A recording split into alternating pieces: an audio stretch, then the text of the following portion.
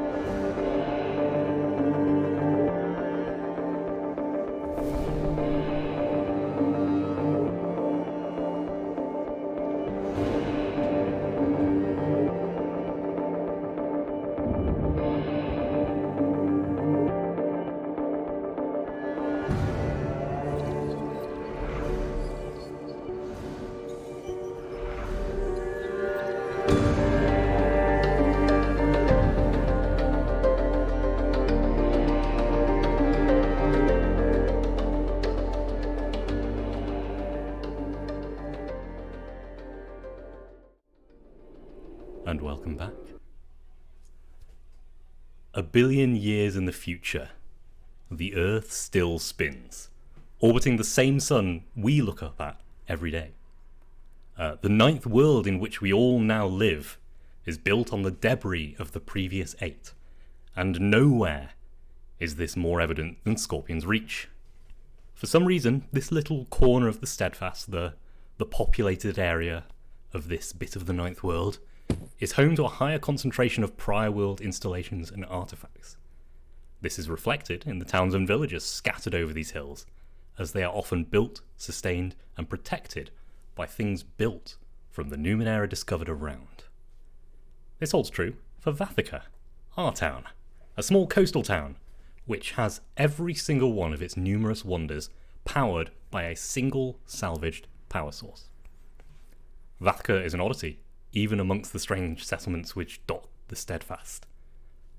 It's often marked on the coast, on maps, but in truth it's actually not on the coast. It's about 50 metres away from shore, floating on the water, but it doesn't bob with the waves, as you'd expect. This smooth white disc seems fixed in place. It's about 500 metres in diameter. Quite a significant population live on this disc. Clusters of buildings dotting the top. We've got council rooms, a bathhouse, the academy, all surrounding a central spire about the height of 10 or so people. But the town is looking rather crowded. As such, buildings have started to pop up ashore. Trade caravans, which previously were just passing through, are now becoming permanent. The town council wanted to extend the power and protection of the town to the residents on the coast, but the power source is too small to cover them with the protections the town has. So they convened, and after a short discussion, made the sensible decision.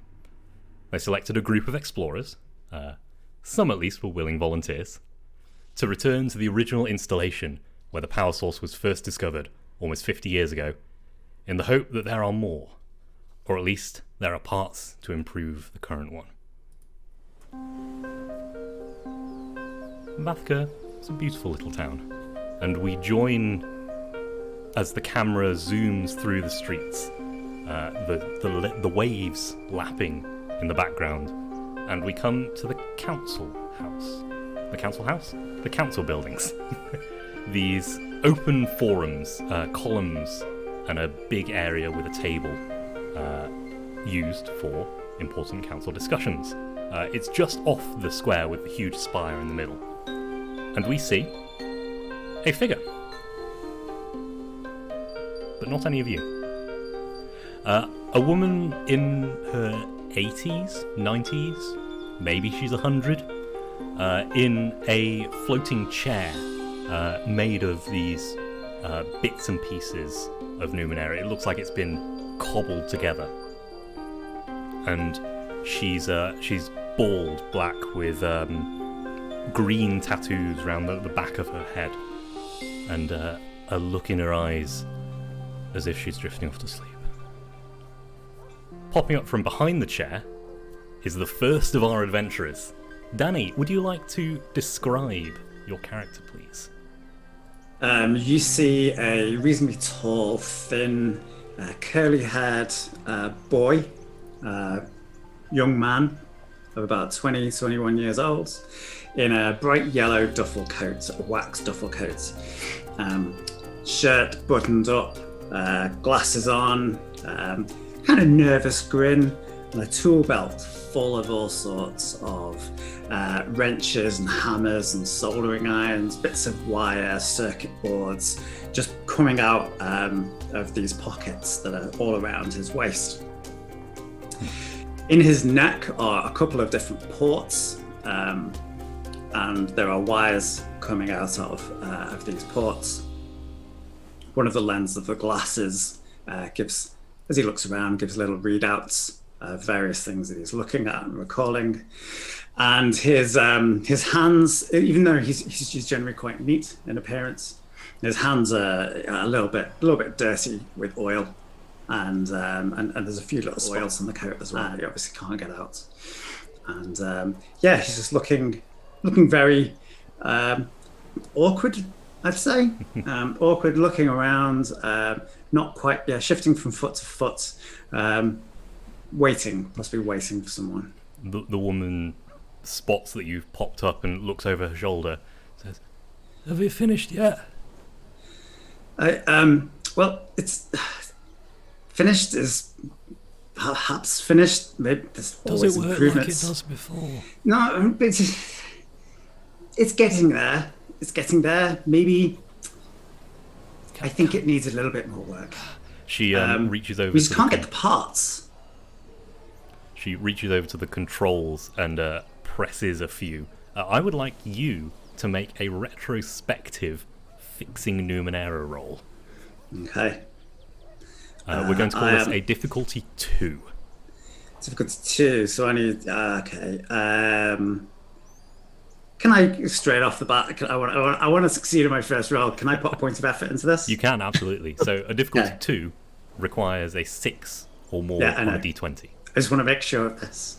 So can I drop this? I'm Can I put? telling the audience because they may not know Numenera. Sorry, I'm just in narrator mode.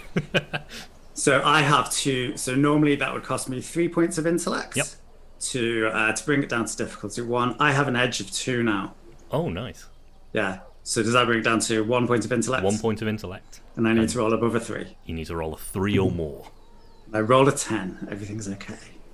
And as she presses the first control, the thing lurches forward slightly. Maybe a little unsteady, but definitely better than it was moving before. About this time, a pair of people walk in. Who'd be going first, LJ or Roxy?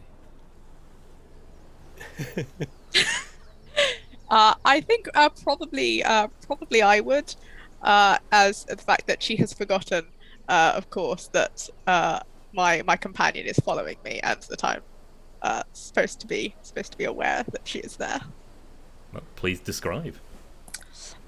So in walks, not really walks, sort of shuffles in, a bit of a jog. She was probably meant to get here about 10-15 minutes ago, and of course she is late because she forgot the time or got distracted. But in comes this relatively sort of young to middle-aged woman, probably in her sort of early 30s. She has dark, quite a lot of curly hair, and there are beads that sort of glow different colours, but predominantly gold and yellow, sort of intertwined into her hair. They clack as she sort of swings her hair. She's not particularly put together looking.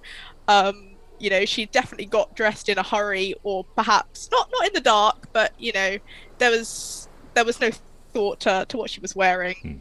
But she's just wearing her sort of trousers with many pockets and a belt. And around the belt you can see again more pouches, a very nice black velvet bag tied to her side, and a whip. Very nice. And following closely behind? Being towed, I think. Is a late 20s woman in Vathika prison guard, the black and red. She has a manacle around one foot, which you can see because she's cross-legged in the air. She's very calm, composed, dark hair. The light around her ripples slightly as space-time stress... Space-time stresses itself a little bit as she moves through the air, giving her a sort of sea light, underlit sort of look. And her dark hair sort of clouds and poofs around her as though she's underwater. And she's got hold of the long end of the whip, and she's just sort of holding it as she sits very calm and composed, about 4 foot off the ground, being pulled gently by her jailer and minder, who has forgotten to mind. Indeed. Brea, the older woman in the chair, snaps her head up as you walk in, turns to Trenton and says, "Do you know these two? Did you know there was a prisoner coming with you?" No, I did not, but the elders know what they're doing, right? Keep an eye on that one. Which one? Either. She floats over to the two of you, and kind of sits up and tries to look you in the eyes. What's your name? Looking at Roxy's character. Mazia has not been paying any attention to this woman. Because there are other interesting things in the room, and so her eyes, like, she's been looking around, not paying attention to the people, and she sort of starts a bit as this woman comes, sort of chairs over to her, and but as soon as she recognizes, she probably, she's been around this area most of her life. She recognizes the tattoos and does know that this is a person of some authority, and she will do her version of a little bow, and just say, "Mazia-sai, at your service." Pause for a moment. Think about something. Remember that she's actually escorting someone, and this is the prisoner. She is sometimes useful, sometimes no, we'll say useful. She's very useful. As you're talking, she Charmed. turns away towards the other figure. And do you have a name? Charmed to meet you. I hold you in the high regard that I hold for all the elders of Vathika. Freshwater Letty at in service, specifically yours. So these are the ones they've chosen. Why? Looking around at the Really three of very you. competent. Very competent indeed. Never had any problems, more or less. I recall some problems. Minor problems. Hold on. What do you mean minor? I mean, is anyone dead? N- Minor problems. All right. She floats over to this long curved table where the council usually sit together, and picks up a couple of sheets of paper and spreads out a map. The reports have been less than glowing. And she passes over some reports as our fourth figure enters. Helen, please would you describe your character? So, striding a little hurriedly into the room is a gentleman who is of age unsure, maybe mid-30s, maybe early 40s, but quite a variation in between, possibly. He looks unusual. He has a very sort of android-looking face and upper body, covered with this very sort of fine chainmail-like mesh, which makes his skin. So he looks quite unusual, but he is human, and you can tell that reasonably well. He's sort of a medium height. He's quite an athletic build.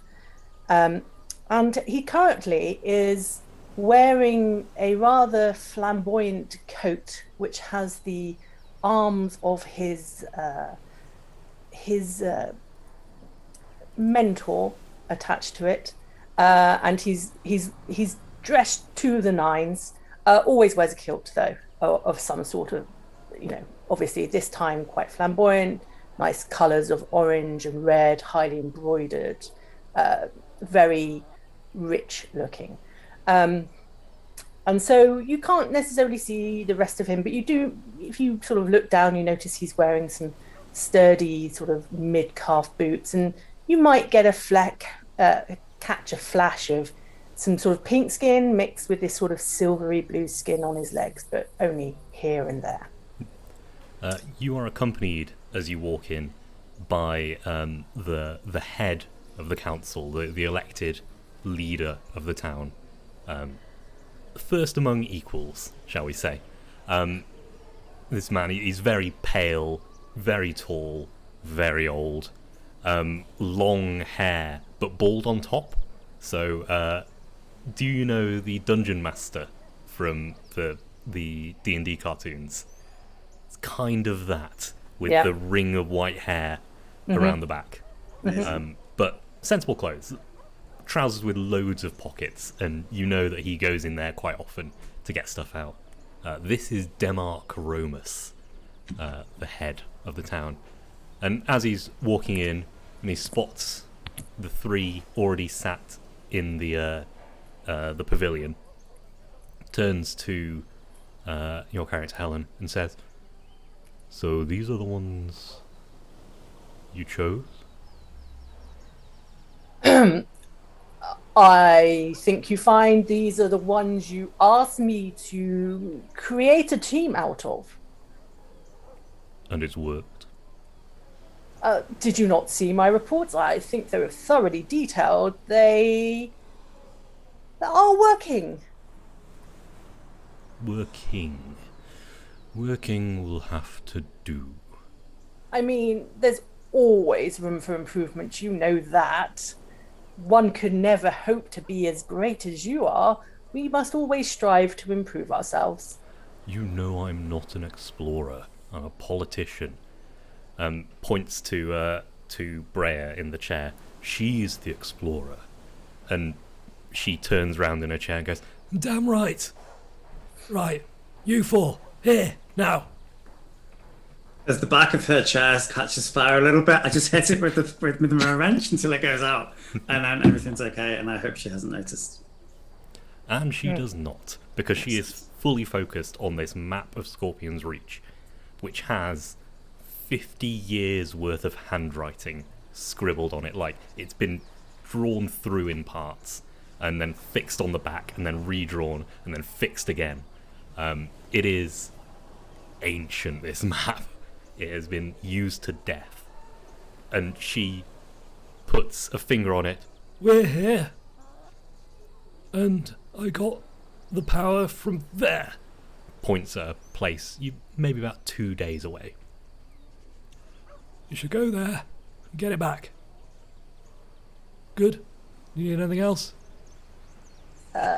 Sounds like all the information we'd ever need. Mazia has like stood up to leave because she's considered planning over. Most wise Brea, may we know a little bit more about what we may be walking into? It was empty last time. What was empty? It was a corridor, and there were doors, and we went on the furthest left, and behind the door there was the power supply, and we took it. Okay, what did the power supply look like? Looked like that. And she points at the base of this the pillar, which is triangular spinning thing floating about 30 centimetres off the ground, and then the rest of the spire is floating about 30 centimetres above it. This triangular prism, basically solid metal. And how did you get it back here? We carried it. Okay, how heavy is it? Heavy. And took four of us. And all four are, did you wrap it in anything? Did you put it in a box? All four of you, you're all okay? I was wearing gloves, but Gloves. Good idea. I don't know. She kind of floats out into the square It's fine. and just rests a hand on it as it's spinning. When it's not spinning, it's fine. Comes back into the pavilion. Not spinning fine. Very good to Okay, know. and is there any indication that we're in the right place from the outside? There's a hole in the ground. Yeah, actually. Hang on. And she rummages in a section of her chair and comes out with a notebook. Again, one of really old, all sorts of inserts and stuff falling out. She opens it up and she shows you a symbol. This was carved on the door. Might be hard to see 50 years later, but it should still be there. Good. Thank you. Most helpful. Anything else you think we might need to know, team? Did you come up against anything maybe protecting this power source? Yeah, but we killed it. Well, what was this thing that you killed? It's some kind of like snake worm thing. Snake worm thing. Yeah, but it's dead 50 years ago, but it was using the place as a nest, so maybe somebody else has found it in the You're sensible people. You can sort it out. We are sensible people. Freshwater just starts cracking up under her breath. She's like, Behind you, Romas puts a hand on your shoulder and says, "Is there something funny?" So the funny thing is, my friend here, Klidji, sorry boss, you should have told me that we were wearing, that's a delightful outfit, that flamboyant, you should have told me, I would have dressed better. Apologies, I was not aware that we would be meeting such noble people. I'm not noble, I'm just old. And yet, your wisdom and your years of experience as the original explorer provide you with some nobility that one can't even fathom at. Anyway, Letty. Mazia, Trenton, anything else? Oh yeah, one more thing. It's not actually the power source. It's a conduit to the generators over there. So you might need to start a generator or two if they're not running. Okay. That's why that one's on it. And points at Trenton. Right. The generator, that's easy. That's fine. We can do that when we're back. It's just a case of bringing back a very heavy power source for 2 days after fighting the snake worm thing that's protecting it. Simple. Oh, absolutely. We'll be fine. We will be fine. Wisebreyer, may Trenton have a little time with your map and your book and your scholarly articles just to get himself familiar with what you know? Oh yeah, take them. Oh, I'm not going to use them. I already have taken a picture of the said map, and yes, the book would be, the journal would be wonderful. Yeah. She takes out a few loose sheafs of paper from it and stuffs it haphazardly back in her chair. And I twitch a little at the lack of organisation that annoys me. Breya is of a singular mind. And just kind of shoves the book at you. I will stow it in one of my inside pockets in my duffel coat. Excellent. Klidji will turn around to DeMarco Romas and say, is there anything you can provide us with which we may be able to transport this object back to Vathika? I see that may be an impediment for the four of us. Yes. I may be able to find you something. That would be most helpful. Wait here. And he heads into the back rooms where attaches to the archives of the Vathika. I've forgotten the name of the institute. Danny, could you help me? Fino. The Vathika Institute of Numenera and Odysseys. That's it. Yes. Into the archives of them. Romas can just kind of wander through and pick out what he wants. And he comes back with a spike, like a piton kind of thing. You should be able to slam this into something, and it floats for about 48 hours. Hands it. Very handy. Thank you. Is that technically a cipher? It is a cipher. Hey. I don't want it. I'll 'Cause I take have- it. Yeah, excellent. I was hoping to say that. I have enough room for this cipher. Don't you worry. Okay. I will be responsible for this item. A wise decision, fearless leader. I look particularly at Letty at that point. I am responsible for this item. She looks back with an expression of beatific innocence. Well, how quickly do you want us to set out? Well, when you're ready, but as soon as you're ready. Indeed. Anything else we need to know, team? Well, we have a route. We have a method of bringing it back. We have ourselves, the crack team, and yeah, I think we're ready for what we know, at least. We will not be more prepared than this. Precisely. We'll get on with it then. Indeed. Well, we'll take our leave.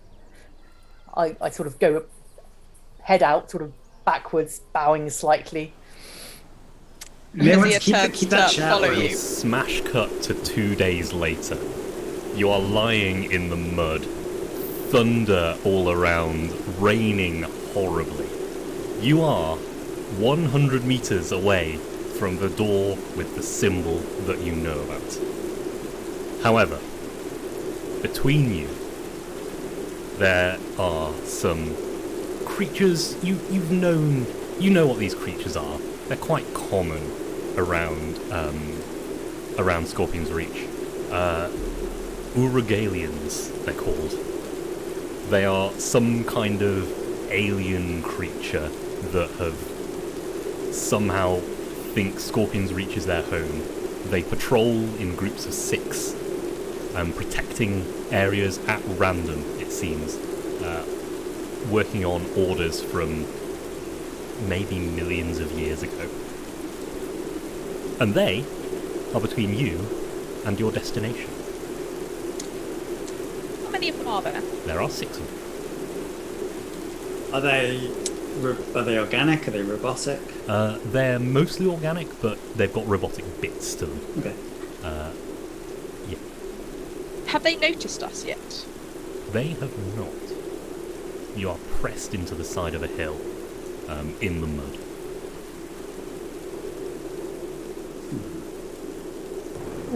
What do we think, chaps? About how big are they? They stand around 7 feet tall. Good. Tall and thin. Oh, those are some big boys there. Do we know if they are hostile? They're pretty much always hostile. You can't really negotiate with them because nobody speaks their language anymore. Unless you've got some other way to speak with them. Is there any way? Are they moving around? And if they're moving around in a pattern, if they're patrolling, then I'd like to try and work that out so if we can sneak past them. Yeah, absolutely. Give me a some kind of perception roll. I'm skilled in perception, Okay. and I rolled a 1. Roll a 1. Oh, good. Great. What a way to start. That is Well my done. favourite number. Just on because I your thought, dice. the viewers might want to find out what happens when you roll a 1. When we roll a 1, I get to do a GM intrusion, which means I get to introduce something terrible into the story, or something good. Something good can happen. It's never something good. It's always something spoiler alert. interesting. Or at least I hope it's always something interesting. I've just realised this is the one bit I forgot to prep my... There it is. We're running from the book this time.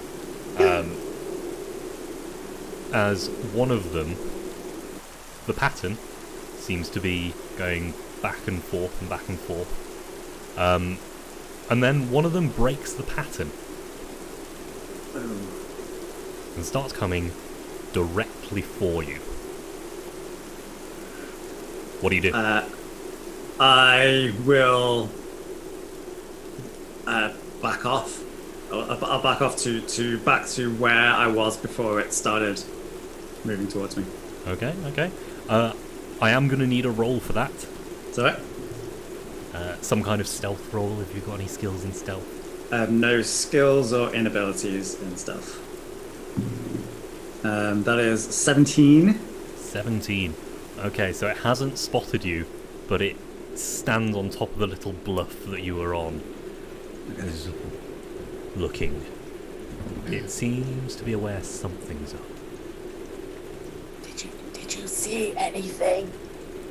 They have kind of a pattern. I thought I had it cracked. Turns out I don't have it cracked. And yeah, I don't know if we can sneak past these. Okay. Distraction? Distraction would be great. As far away from this door as possible. Is there anything around us that's... is there anything in the terrain that can be, like, pushed over or, like, messed with in any way? So this area of Scorpion's Reach is quite hilly with boulders at various points, various sized boulders around the place. Not many trees about, mostly open plains. So could I find a few rocks nearby? Yeah. And Letty is inexplicably not getting very wet at all, and is sort of like lying. Everyone's sort of lying in this like sort of dirt patch, and Letty is somehow about 2 inches above it, like a cat avoiding getting wet. And she's sort of like sighs. She sort of relaxes herself into the mud, and then a few rocks start to hover near her as she starts engaging her hedge magic. She sort of like gathers a few of them and sort of like extends them to the sort of the extent of her range and sort of throws them against a boulder on the other side. As you're doing that, Mazia's going to try and reach out and touch one of them that you've like levitated, and she's gonna make it glow. Very nice. She might quickly say, I was like, maybe you move this one quite quickly, and it just lights up. It's like its own sort of personal sun, particularly with all the other sort of rocks sort of like orbiting around it slightly. It's very pretty. It's a very nice, pleasing glow to it. Okay. And she lights it up, and she's like, go, go, go. Freshwater Letty yeets it away as hard as possible. I'm going to take a roll for this to see if you can figure out a route for it to go that doesn't lead directly back to you. Smart. Okay.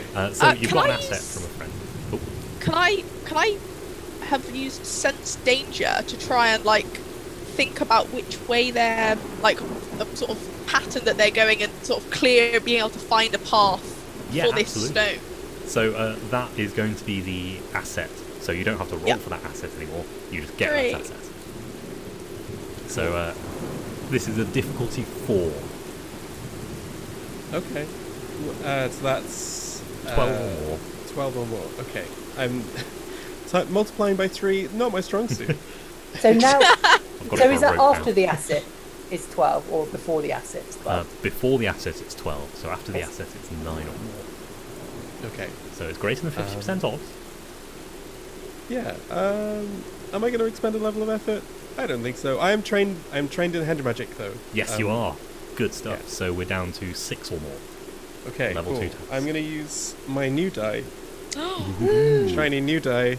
Nice. Because the one other dice just kept rolling those ones. So this is my second dice I've owned, and that's a 9. That's a 9. So yeah, this glowing stone floats away round a little ridge near you, and then pings off behind these Orgolians. Orgolians. I keep saying that wrong. As the one in front sees the light, barks back at the others. Nonsense. Cannot understand it at all. But the rest of them 3 of them go off to inspect that light a significant distance away. There are now only 3 between you and the door. Kliji stands up and sort of does it in such a way as to call attention to himself and approaches the one on the bluff, waving and smiling. Okay. Hello there, good sir. I was wondering if you might help. It raises its weapon. Yep. Well, yeah. Oh, excuse me, I put both hands up, showing that I am indeed currently unarmed. No. I just wish to pass by. Sure. Am I able to use my pleasant social interactions specialism to try and charm and engage this person in a non-verbal manner? Okay. It starts at a level 7 task because you don't speak its language. Mm-hmm. So you would need to roll a 21 on a d20. Mm-hmm. With your skill, it goes down to level 6, so it's an 18 or more. Okay, I'm liking this. You've got this, Helen. I mean, good. Possible. It's possible. It's possible. Now, I 15%. assume this is intellect. Yes, this is very much intellect. Never so tell if us I- the odds. If I might put 2 lots of effort in, is that allowed? That is definitely allowed, so 5 points from your intellect pool. Okay. Ooh, intellect's going down quick. So now we're down to... 6, 5, 4, 12 or more. Okay, I can go with that. Okay, 12 or more. New ready actions in this. If you want Here to we tell me, go. Okay. Oh, just so I know. It's a 9. It's a 9.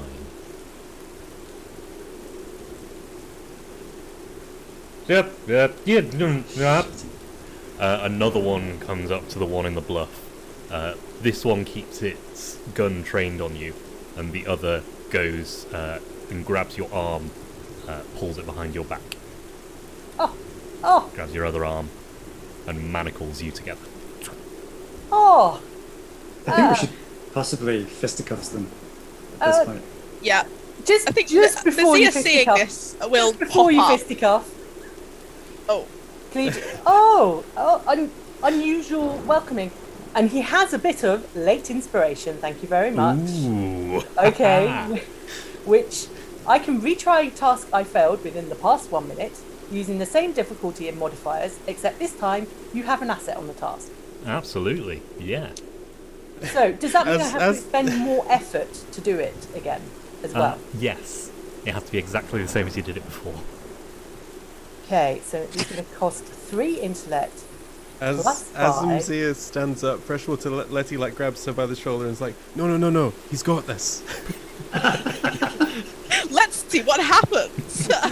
Quick question, Ed. This is like, yeah, of course he does. What happens if your intellect pool goes down to 0? You start going down the damage track. Okay, no, we're going for it. We're going for it. Okay. Your If- first recovery roll is always an action, so Indeed. Okay, so... Right, 9 or more, yeah? you've used all of your intellect points in your first 2 rolls. That's impressive. Use them or lose them. 9 or more. Impressive or stupid? 12 or more, sorry, because we're at level 4. 12 or more. Hey, but I've got an asset now. Yes, you've got an asset now. 9 or more. Yep, sorry. 9 more. Yeah. Correct. Oh my god, it's a 5! God damn it! I would like to remind you about what XP can do. I mean, I've just expended all my intellect. I'm holding. Could I give you an XP because of my faith in you?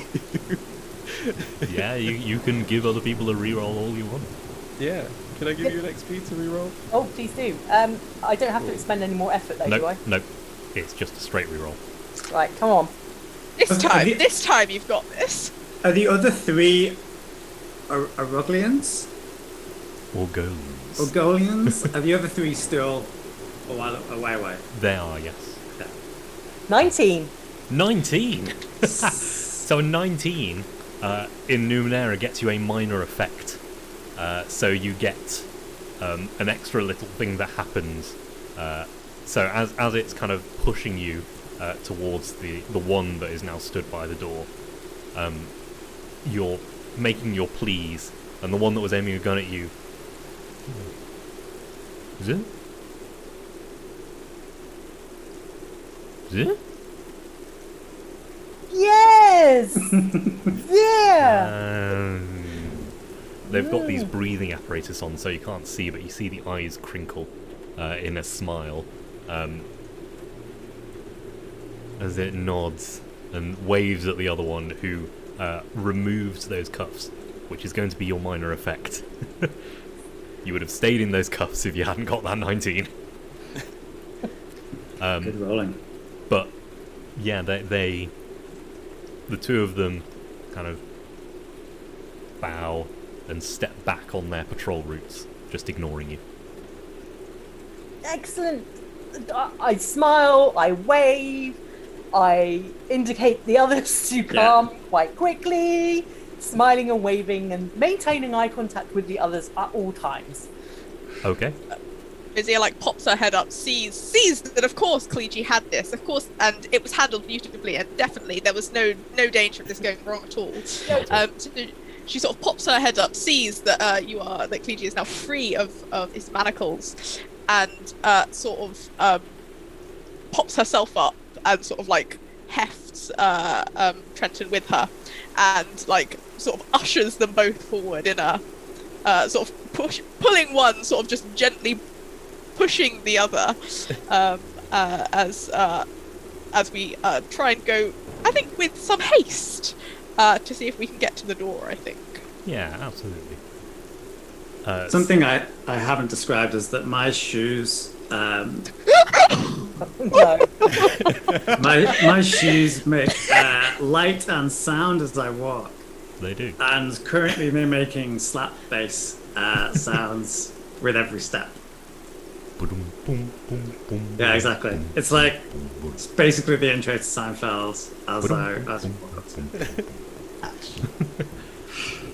Beautiful. Let's go to the hatch.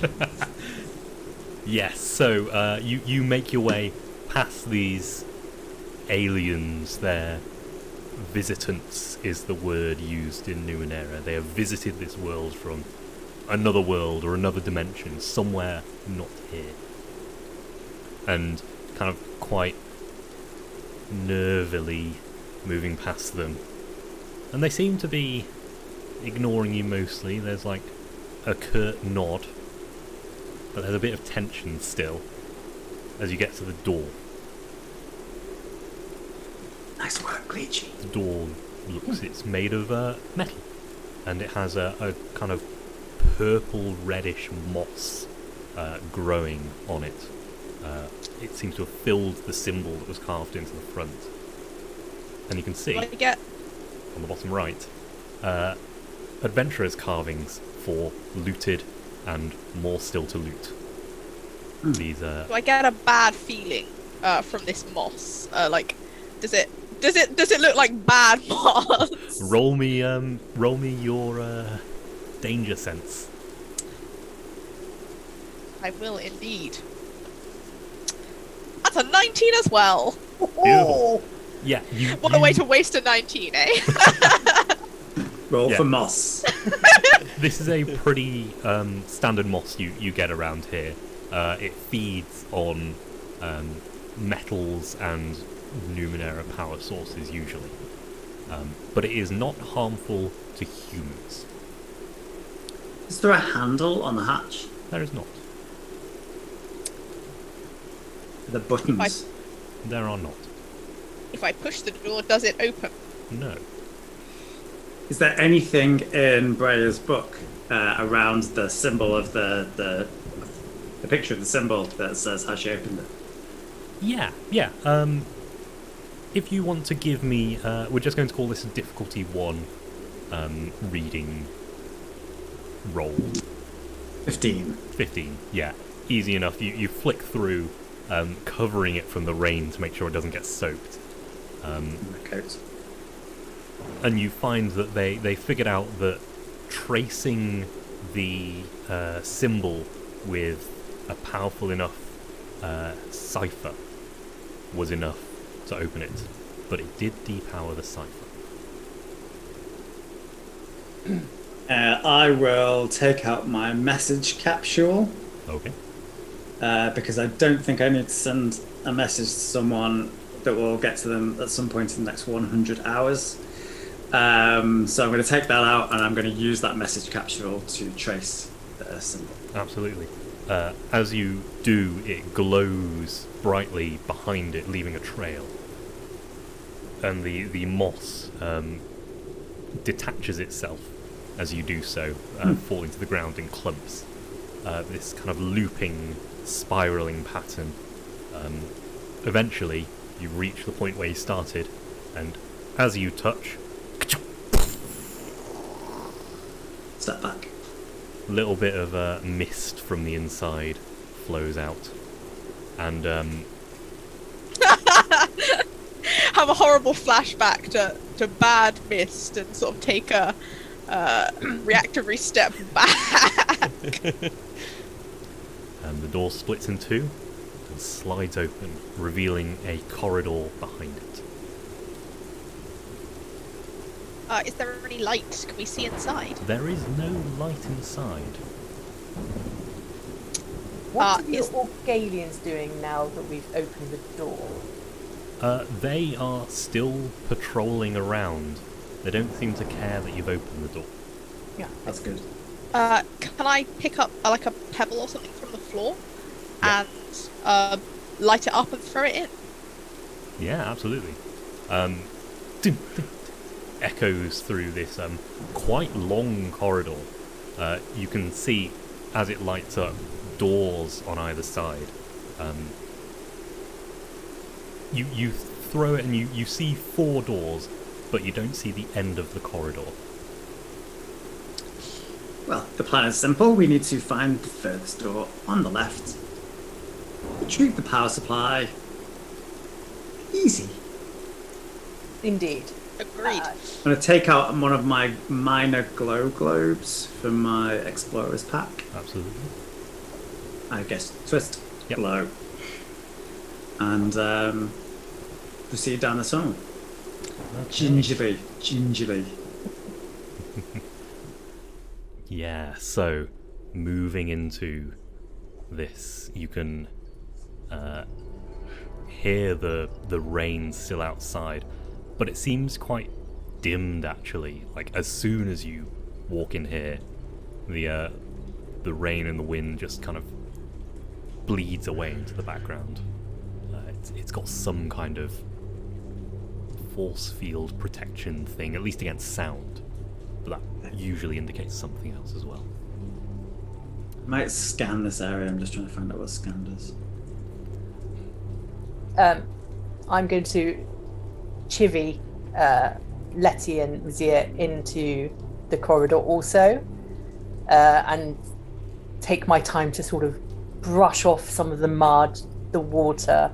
I'm not wearing my full robes today. I'm wearing a much more practical sort of exploration outfit. But I am still wearing clothes at the moment. Mazia probably hasn't realised that she's wet and covered in mud, and it's just not something that has occurred to her.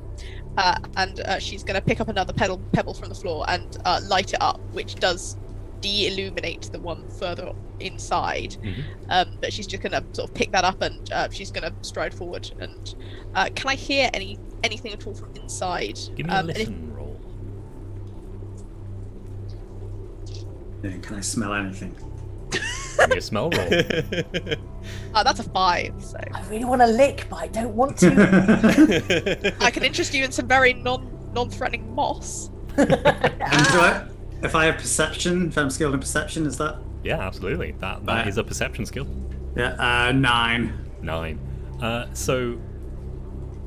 First of all, Mazia sees this moss on all of the walls and ceiling. The entire inside of this place is covered in this moss, including the doors to the left and right, the 4 you can see.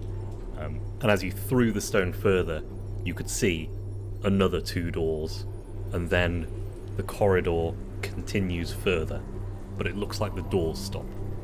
Looks like there is only 6 doors. Trenton, you can smell metal.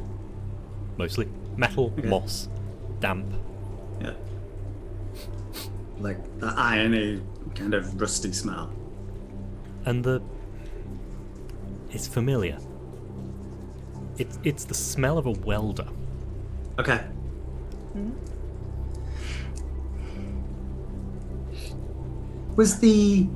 So when Breya touched the power supply, it obviously wasn't hot. No. It was just because it was spinning. She caught her Yeah. hand on it. Okay. And it isn't a power supply itself, it is a conduit to a power supply. Oh, that's right. Yeah. So, what do we think? Seems very mossy. The moss doesn't seem to be particularly harmful, though. So maybe keep away any metal objects from the moss, and I think it'll be fine. Well, I might want to take a little sample of it, though. Easy enough. Yeah. Scrapes I'll up do that about on the 2 way inches. out. Actually, I'll do it now. Yeah. I say just proceed down the corridor, try the door on the left, as per instructions, and go from there. Which door on the left, though? It was the last door on the left. The furthest left door is what Breya said. I'm So, glad somebody was listening to her. I have a book. I've been reading it the whole journey. so we can see that there are 6 doors, and then it appears the doors stop. Yeah. Yeah. Well, do we go on a bit to see if the doors start again, or do we presume this is in fact the last door? Oh, so the corridor does continue. Yes. Oh, in that case, I think we should continue down the corridor. Okay. Yes. Just before we leave, can I just take a moment to have a little recovery? Yes, indeed. Please make your recovery roll. Still just a d6 plus 1 at the moment, I believe. And I'm at 5 now, so I get 5 points back. Yeah. I think I might need those. Always useful. Yeah, if you'd have made a roll without having done that recovery, you would have been automatically down a disadvantage. I've forgotten I keep forgetting the name of a Hindrance. hindrance. Impaired. Thank you. I'm impaired. Yes. So it would have affected. I had to apply more effort. Yeah. Yeah.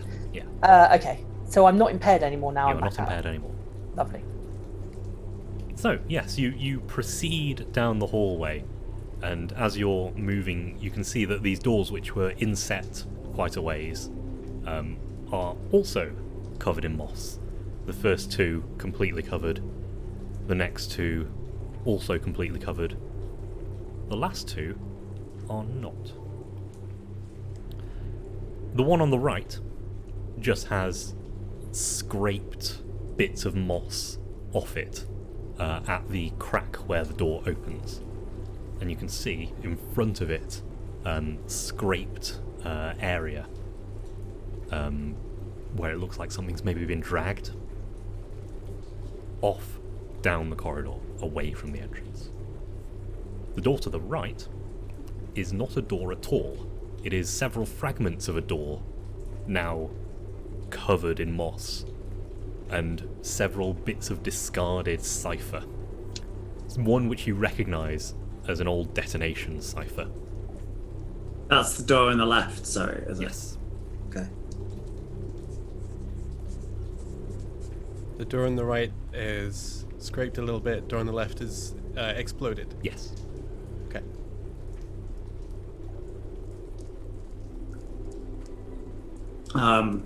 Is there anything?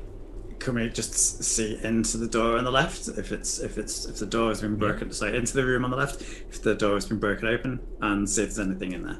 Yeah, absolutely.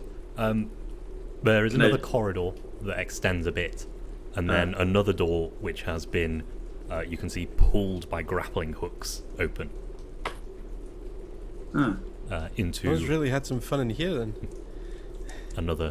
another hall. You can see opens out, widens a bit. Oh, she said go left, yeah? So No, wait. She actually said the last door down the corridor and on the furthest left door was what we were told. So it could be further down this corridor, this first corridor that we were on. Yeah. Did she not have anything more in her journal? She was very obtuse when we were talking to her. Notes taking wasn't her strong point. It says the furthest left door. There's a line, and then she just gave up. I think it's left up to us to explore. Well, I will be Kinda guided looks by like they you. went through this door. We can have a look. But I think whatever is here is gone. We could split up. A couple of us could go down the corridor, have a look, while someone else, has a look around. Cleege looks at Mazia, looks at you, looks at Trenton, and is like, no, we will stick together. I think we've had enough mishaps to have realised that we're best together, right, Mazia? I had that under control. I really did. And may I just reiterate again, your responsibility here is not only to explore, but to... Oh, Letty, yes. Not let her, yes. Yes. And she Don't worry. brings Letty forward just a little bit to be more in line with herself. And I don't presume to make sure that you've done your job, but you are aware of what she is carrying today, correct? No. Probably what she was carrying last time, plus or minus some things. Okay. Remind me to have a chat with you after this. Again. Anyway, Letty, have you got anything new that you wish to share with us? I don't know what you're talking about. I'm just wearing my prison garb, nothing else. Don't worry about it. And with this manacle on my leg here, this wonderful device that Vathika has so kindly bestowed upon me, I can't go very far. I look back at Mazia. What is the range on that at the moment? She has probably reset it back to probably about. Yeah, I was gonna say 3/4 now. She would have just gone all the way, it's probably the maximum distance that it can be. Max range is about 1 kilometre on that one. So about 1 kilometre. I'll get back to you. I will. I'll double check, but I'm sure it'll be fine. She's here, isn't she? And Yes. she was very useful last time. Indeed, and I do appreciate that, Letty. I appreciate that a great deal. But anyway, we're staying together. No question. So, Trenton, we will be guided by you. Do you think we should go left here, or should we carry on down the corridor? I think we carry on down the corridor. I think this is probably the room where she found the original power source. But perhaps there's another one further down? Can I chuck my pebble as far as my pebble will go and see how far it goes? Down the corridor? Yes, please. Yeah, absolutely. Just give me a roll, see how far it goes. In fact, no, don't worry about it. Take a couple of experience points. Oh. And give one to somebody else. Because in Numenera, I can give out experience to do those GM intrusions we had fun with before. So who's the other XP going to? I will give my XP to my possibly slightly more competent jailer, and I'll give it to Cleege. Thank you. 4? Being a more competent jailer. Fair enough. I've got to ask. As you chuck your stone, and it goes quite far, and then skitters along the ground, and then drops. And the light dims. And then you hear ding! So there's a hole down there. So don't go down the hole. Can I haven't woken anything up or anything, have I? Can I hear anything other than the ding? Give me a roll. It sounded like it was a flat corridor. It wasn't like. Yeah, Yeah, it was a flat corridor, then nothing. Okay. What was the roll? 8. Yeah, you do hear something. Oh, good. It's just kind of a change in the background noise. Whereas before there was this kind of low hum and a bit of like kind of noise in the background. That has stopped. The hum's still there, but the has gone. I'm going to pick up a new pebble and light it up, and not throw it this time. Okay. So, onward. That seems like a terrible idea, and she will start walking forwards.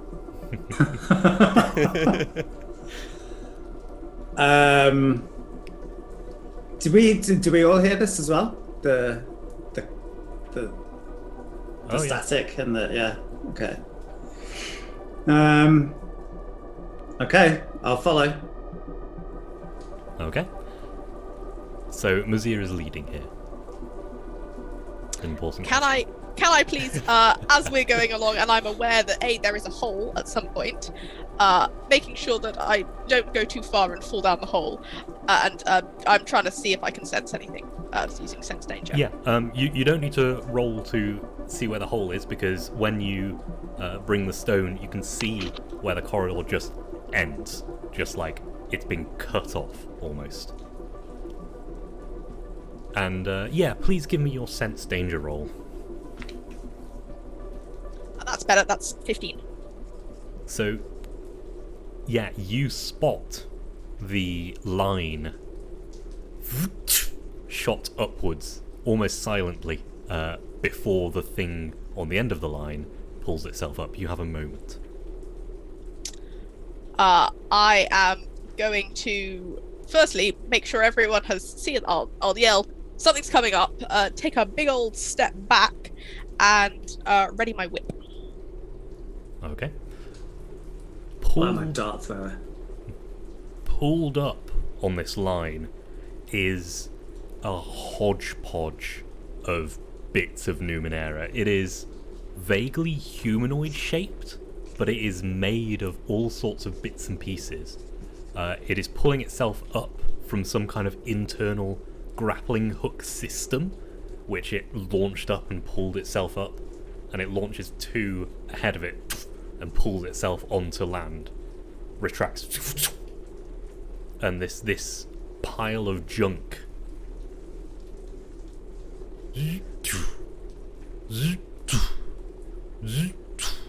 starts walking towards you, and you see the lens focuses.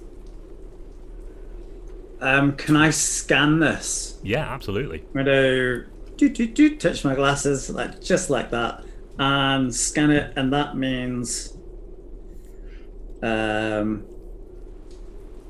scanning creature always reveals its level. Mm-hmm. I also learn whatever facts the GM feels are pertinent about the matter and the energy in that area. Absolutely. So this matter is junk. It is from all different ages. It has been cobbled together somehow. But there is an exoskeleton underneath it, kind of a bare bones. I say exoskeleton underneath. It would be a skeleton if it's underneath. An endoskeleton. Yes.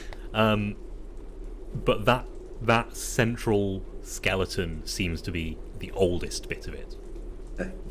It is a level 4 creature, as are the 2 that come up behind it. What? Pulling themselves up by the same, well, not quite the same, similar grappling hook situations. Are you able to communicate with them, Trenton? I could certainly try. Are they hostile yet? They've just walked towards you and stopped maybe 10 feet away. Okay. I have a don't know if it's relevant. I have a skill called distant activation. I can activate or deactivate any machine I know the function of and can see within short range. Okay. Would that be relevant to the grappling hook thing? At which case, if I could would see be. them coming up, can I stop them from working? You absolutely can. Yeah. And just kind of get them before they the first one's probably come up, but then if I see there's more lines of them coming up, then I'm just going to try and deactivate that grappling Yeah, hook. I'm going to take an intellect roll because you are that's going fine. against them. And because you're going against the creature, it is the level of the creature, so level 4. I will use level of effort. Very nice. Level 3 task. 9 more. Yep. 9 more. And it's a 17 again. Yeah, so Zac Efron. Sorry, 17 again. Don't worry about it. Sorry about you, Ed. You really hit the Numenera Twitch target audience. I don't know why that is stuck in my head. That film. I haven't even seen the film. I just know it. You say that, Ed. We can see it on your bookshelf. You've got 16 copies of it. Anyway, these piles of junk stop with their heads kind of poking above the thing, but they're too far away from the ledge to actually pull themselves in currently. The one in front turns behind. And I will approach. It doesn't necessarily know that I've deactivated that. Maybe it does. I hope it doesn't. And just just try and figure out. Actually, I'm going to try and figure out if there are off switches or anything like that. Okay. And I'm going to get right up to it, like not aggressively, but I'm going to approach it like a machine. Okay. Yeah, it as you approach it like a machine, it kind of takes a hesitant step back, and then a hesitant step forward.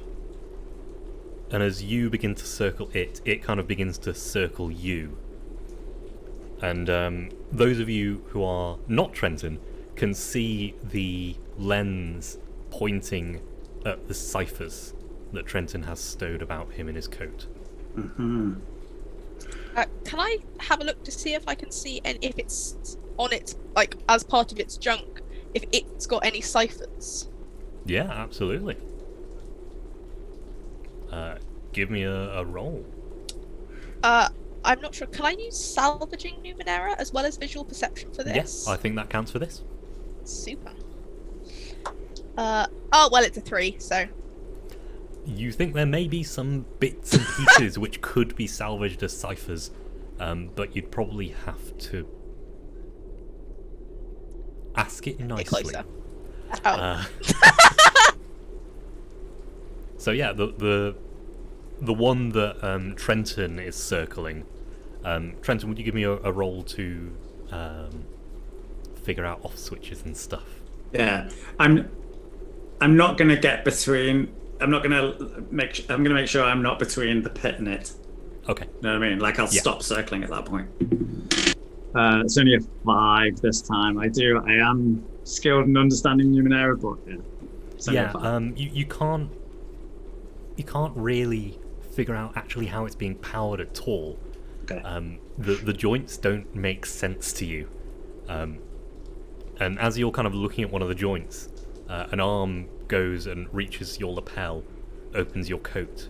Then another little arm from the centre reaches towards your I'm pocket. gonna back off. Okay. Just keep on back. Actually, I will. I'll keep on backing off because there's one of my ciphers I'm protected Okay, about. it's got quite a grip on your coat. Okay. Oh, In that case, I will reach in and I will take out the warming pouch, and I'm going to throw it quite high over the pit. I'm just going to actually wave it in front of it, and then throw it. And I'm going to say fetch. Okay. Is the warming pouch a cipher or an oddity? It's a cipher. Ooh, okay. Yeah. This might work then. In fact, I think this just works for this thing. As it looks behind and launches a grappling hook, misses it, as the cipher kind of tumbles down into the pit, and it takes a few long, heavy steps, launches itself out into the pit, grappling hook, and tries to grasp it in midair. Misses it again because it's not that dexterous. It's quite clumsy, this thing. While it's is it got any light shining up? Can I see how deep this pit is? Can I use it to see how deep the pit is, or if You have to something step on the other side? forward to see. Yeah, I don't want to do that. Okay. I'll move. Letty sort of could step forwards and over the edge and sort of hang there in midair to have a peek over your, like, she's sort of like, as you're gazing over, sort of like leans over your shoulder and then leans much further than should be possible, and then sort of looks like she's sort of like free fall. You know, like you can go and when you free fall and you've got your arms and legs out, she's just sort of doing that, having a peek over. My reference was going to be Smooth Criminal Lean. Nice. Okay, it's that now. It's absolutely that. Yeah, so you peek over the edge and you see quite a large chamber, perfectly square, chiseled out of the ground. Just completely sheer walls made out of the stone. And underneath, a slightly curved, bowed almost, black metal floor. Hatches open and lights on top of all of these hatches. Would you give me a perception, please? Yes. See if you can spot the little details. I don't think I've got anything that helps with this. So I'm just going to roll. That's a 12. 12 is good enough to see that the floor doesn't attach to the walls. It is something underneath this empty room.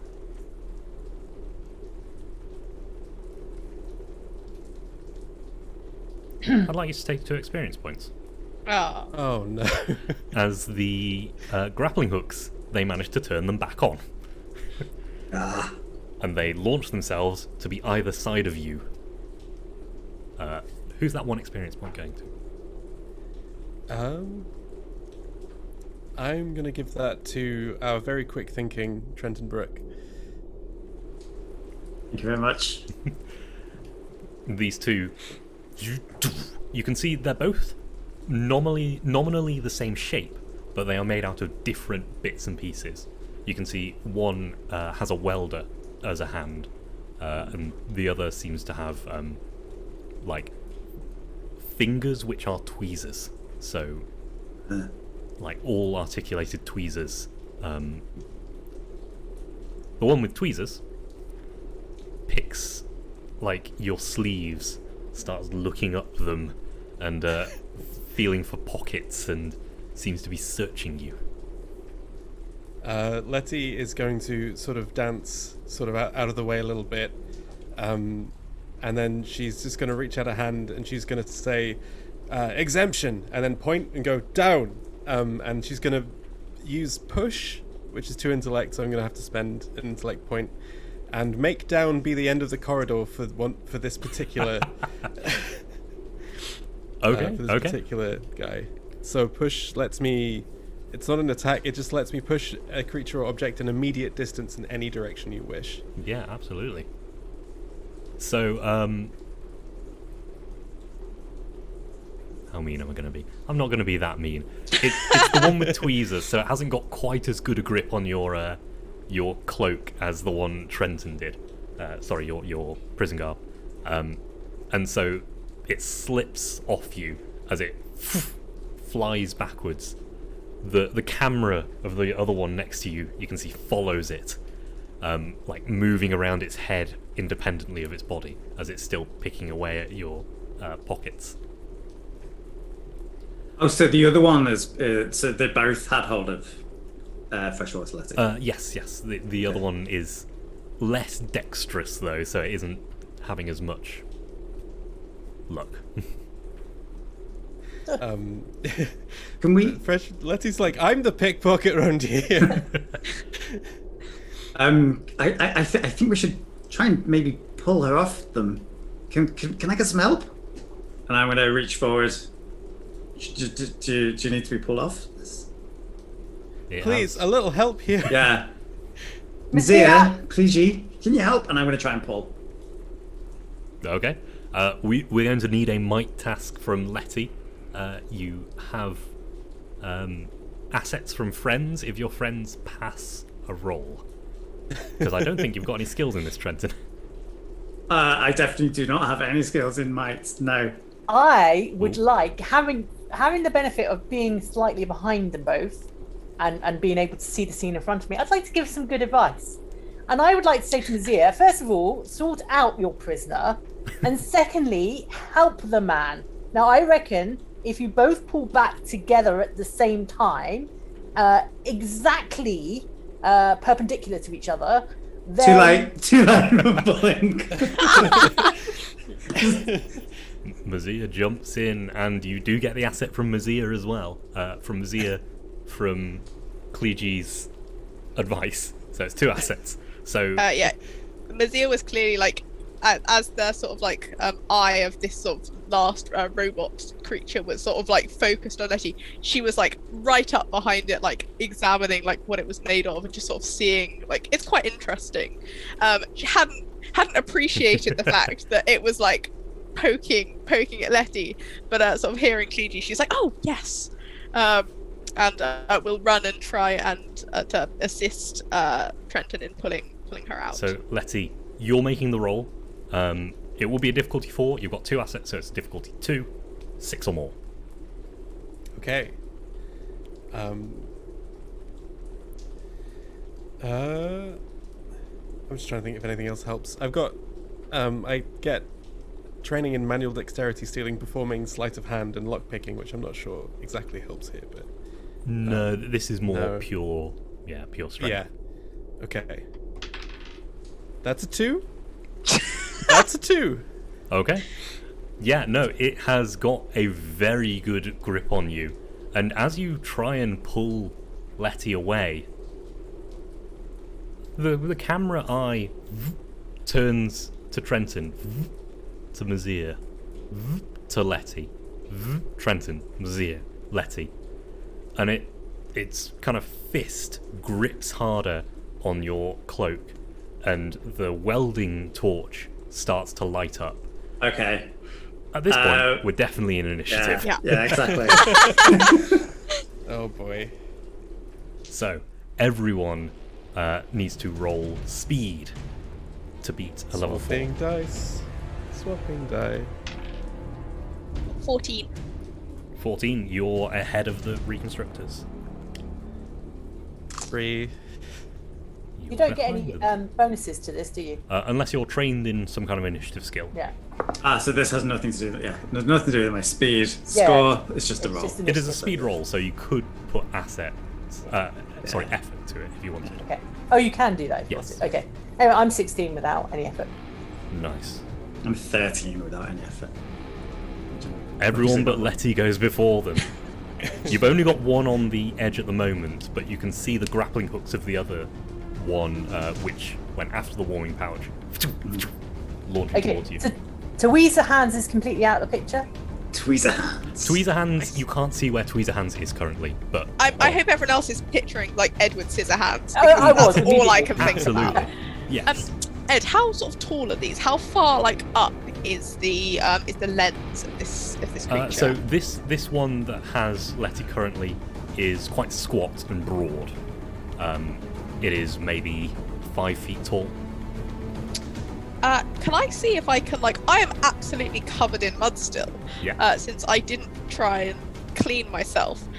Is there any way that I could try and grab some of the mud that's covering my front and just try and splap it over the over its lens? Absolutely. Yes. Absolutely.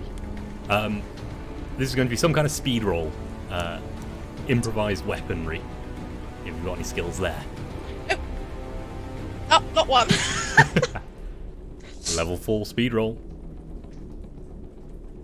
17. As you scoop a bit of mud and slap it on the eyepiece, you see it kind of whirs round and tries to get the head in a position where it can wipe it off, but it's only got the welder hand free currently, so it is going to be impaired for the next round. Super. Good stuff. Okay, yeah, Clegy and Drenton. Luigi? So, we're assuming they're hostile. You couldn't communicate with them, right? Couldn't figure out. You say communicate. Couldn't find an off switch. I mean, not everything has an off Less switch. communication! More, it's about to weld her! For once, I agree with Mazia. Oh, blimey. Oh, it must be serious. I'm going to come in and I'm going to get my Verid. I still don't. Verid? Verid, My- I think, yeah. Verid. I'm going to get my Verid weapon out. This forked And- sword. Yes. And I'm going to prod the thing that is holding... actually, I'm going to prod at the welder hand bit of it rather than anything else. Okay. In the hope that it might sort of disjoint it, if nothing else. Yeah, absolutely. Give me that roll. So that is just might, is it? Yes, it will be might against it, but it's eased by 1 because it can't see what's coming. So it's a level 3 currently. Okay, cool. 9 and 11. 11. Absolutely. My- How much damage does that do? That's 4. Yeah, so you catch its arm between your the forks of your blade and twist, and you see a few things snap as the welder does go out briefly, but then little bits come out and start fixing the pipes you broke, and the welder goes back to life. Seems to be reconstructing itself as you fight it. Trenton, suggestions? Did you see an off switch? There was That no off that switch would be the already. time! Did you not hear the communication that we just had about there being no off switch when you were telling us not to communicate? No! Problem is, there's probably more than one off switch. There's a lot of things on this thing, and probably the best way of turning it off is something like this. Now, touch the other side of my glasses and put my hands out and cast Onslaught as... Actually, no, what did I say last time? Oh, yeah, I change a port in my neck.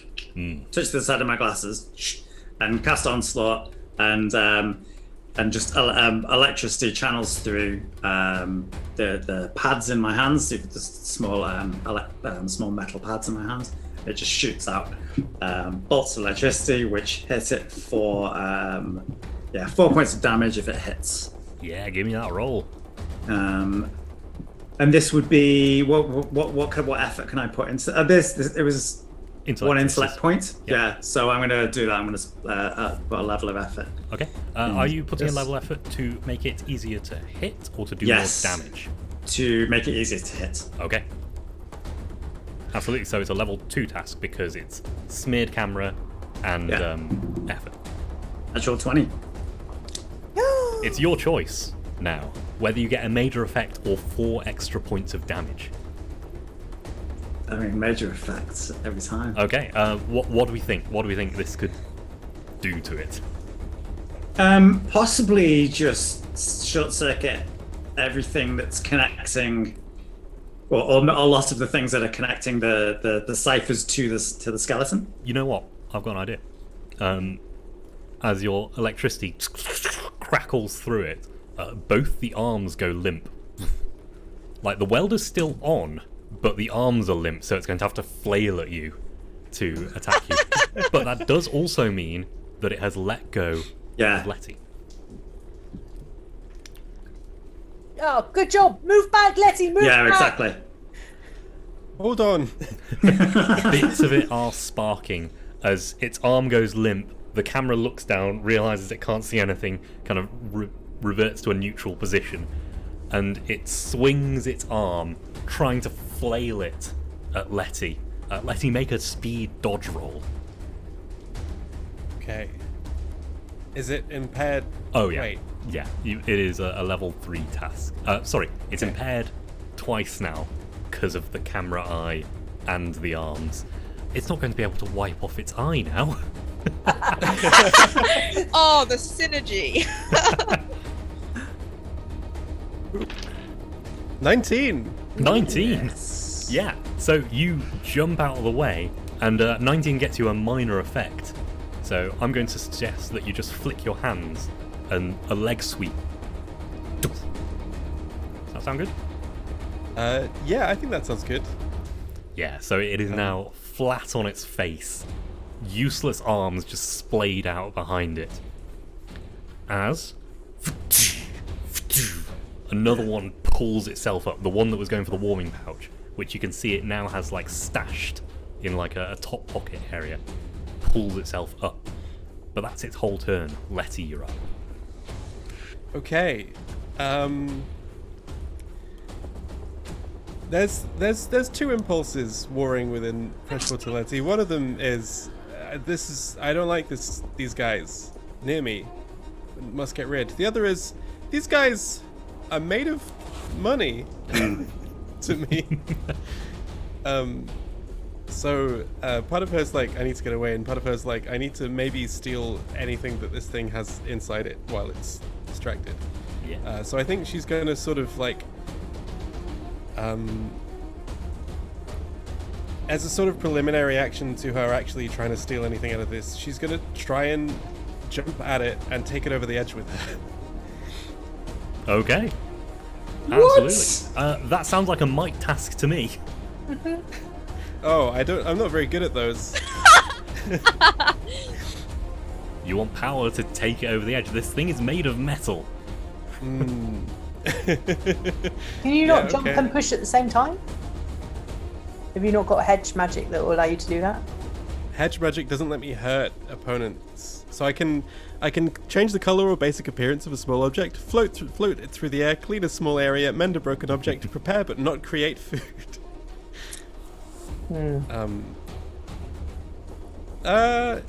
Maybe I won't do. Maybe what I'll do is I will. No, yeah, I'm committing to this. Okay. Okay. Yeah, I'm gonna. If I spend might, what happens is that because I'm slick, I also have to spend a point of speed. So I'm gonna do that. Okay. Which takes me down to 4 might Ooh, and 11 okay. speed. And I'm gonna.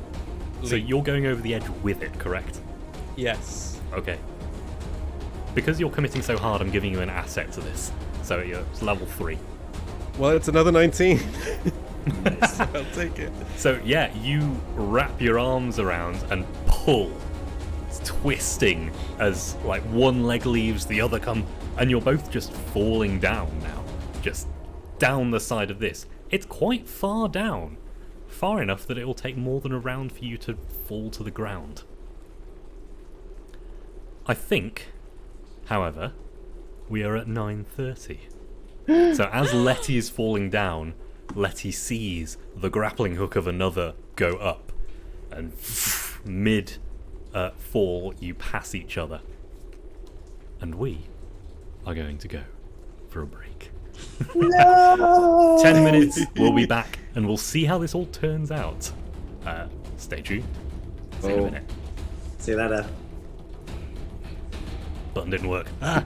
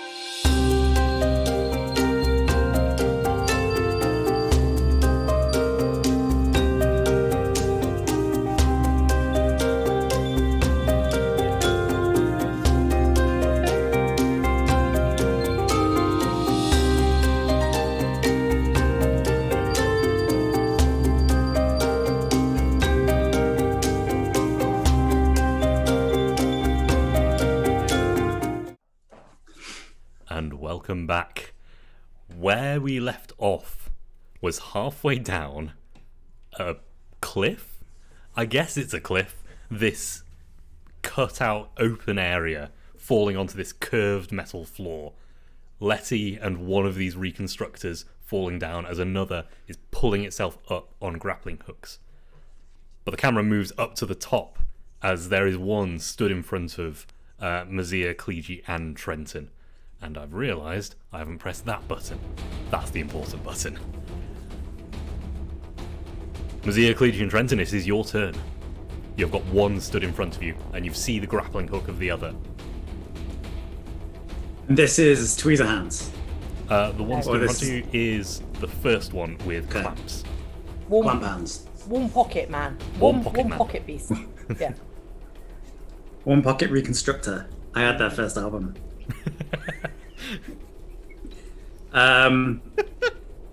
Can I? Do I have a limit on how many times I can do this onslaught thing? No. Just as long as you've got intellect points to spend. Yeah, I'm just gonna. If no one else is gonna go, then. Can I give you some good advice? And Yeah. Trenton, I really think you need to do whatever you did to that one, like it. I'm gonna zzz it. So that would be your turn if you want to do that, Helen. That's okay. I might, because I'm still stood. My natural inclination is to run away a little bit, but then Letty just jumped off a cliff, so I feel that running away would be a little bit of bad taste. So I'm gonna try and stand my ground, and yeah, I'm gonna onslaught it. So I'll do the same thing again. Flick my switch, change my channel, zzz, and Sorry, touch Helen, it. And did you want to spend your turn doing that help action? That good advice. Yeah, I will do. Okay, cool. Yeah, absolutely. great. So this one has not got a camera gone. It's not. Okay. Yeah. I will. Oh no, hang on, wait. No, Letty took the perfectly functional one off the edge. The one that's left is on the ground. So with that help, it is free to hit. Oh, is this the one on the Okay, ground? you're muted.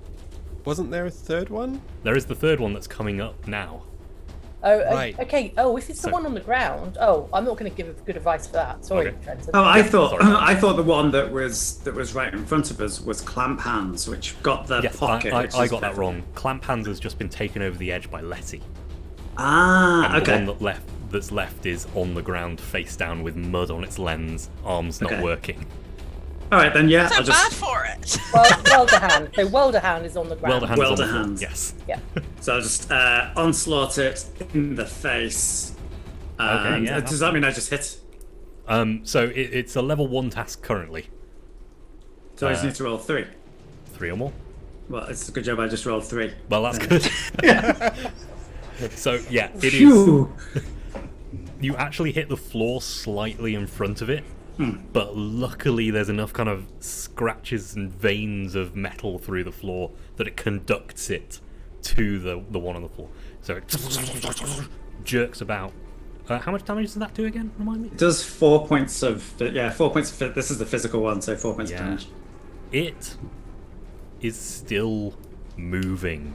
It has been putting itself back together. Okay. And so it is just about managing to keep that connection to the camera and to the legs. Have I seen self what do you call it, reconstructing devices before? You've probably seen similar things, but maybe not quite Okay. to this extent. Okay. Any idea where I can stab it? Not this one. No, I can't really. Yeah, actually, that's a good point. Do I recognize if there's a central conducting column or anything? Yeah, Or so power supply. there's you can see the tubes connecting these things that seem to be the wires for power. Oh, okay. Yeah. So while I'm down there zapping it, I say, cut the wires here, all of them, especially the red ones. Always the red ones. Okay, so I'm going to attack it with my Verin. Yep, absolutely. Your forked blade, this sword with 2 blades. So how much is it to do? It is on the ground. It is a level 1 task. So it's a level 1 task. If I put effort in, can I get extra damage? Yes. A level of effort, I believe, gets you 2 extra damage. Okay. I may be wrong about the exact numbers. I will look it up afterwards. So if I put 2 levels in... Yeah, Oh, I 4 don't extra know how damage. I will say, this thing is on the ground convulsing. All right. 1 level of effort. Okay, so I'm just going to put in, 1 level of effort. I've got an edge of 1, so that'll take that's just 2 points, isn't it? Yep. Okie dokie. And that's all going to go to damage. Come on, then. And that's a 10. Okay. Yeah. So you bring that blade down, pointed down, wire between the 2 interior cutting edges, twist and pull, and you pull out that wire like you're deveining a shrimp. Just it pull apart from all the bits and pieces. The arms, which were limp already, the welder fizzles out. You can still see the gas going, but the sparks stopped. The camera lands on the ground, and it stops moving. Yes. Might I say it's dead? Look at It's Trenton. going to be. Okay, good. Mazia?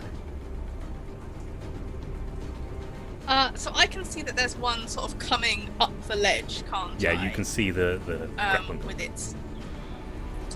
How easy does it look to dislodge one of the grappling hooks? It looks like it would be about as difficult to fight one of these things, so it's same level 4 task. So if I used my whip and tried to get my whip around it and pull it out or something, is that something that I would be able to do? Absolutely. Excellent. I would like to do that then. I have absolutely no skills in this, so Okay. I don't need them because I got a natural 20. Woo! Okay, yeah, so... do you want to describe, or should I? I'm trying to think of what I could do. I think what I'm gonna do is light up as I do. I light up the whip as I go to strike at this thing, and it has a flash. It's quite a blinding light, so probably everyone can see it and enjoy that. This whole thing, the whole sort of cavern just lights up, and you can see in the backdrop just Letty falling down. And I'm not sure. Is there a way I can blind this creature for a moment, or? Yeah. So a natural 20 is a major effect, so it's more than just a hindrance for a round. It's a permanent hindrance. I was going to make a suggestion. Yes. That you tangle yourself in this grappling hook and pull it out so that the machine the grappling hook is attached to snaps. That's a great idea. I like the sound of that. Okay. Yeah, so light up and pull, and you hear from below this almighty crack as cogs go flying. This cable comes and whips back at you, dodging out of the way, trying not to get lacerated by steel cable. You see Mazia look slightly surprised. That was slightly more effective than she was perhaps thinking it was going to be. And she's gonna sort of yell down. She's like, "You all right down there, Letty?" Speaking of Letty, I'm going to ask you to take a couple of experience points because I am being mean this time. No. Because the thing was slightly below you as the grappling hook got pulled out, and its trajectory changed to be a mid-air collision. Uh-oh. You can, of course, spend an XP to not have this happen. No, it's fine. Okay. Who's that XP going to? I think this is going to Zia for being a very, very badass Indiana Jones, and then immediately being like, "Oh, that was very surprising. How are you doing that?" Just immediately undercutting it. Very good. Okay, so the reconstructor that was pulling itself up, which was Tweezer Hands, grabs onto your coat as it's going up, and now you've got two of them. You're holding one, and the other is holding you. You're kind of arrested for a second, and then keep falling as your clothes tear a bit, like the sleeve pulls off.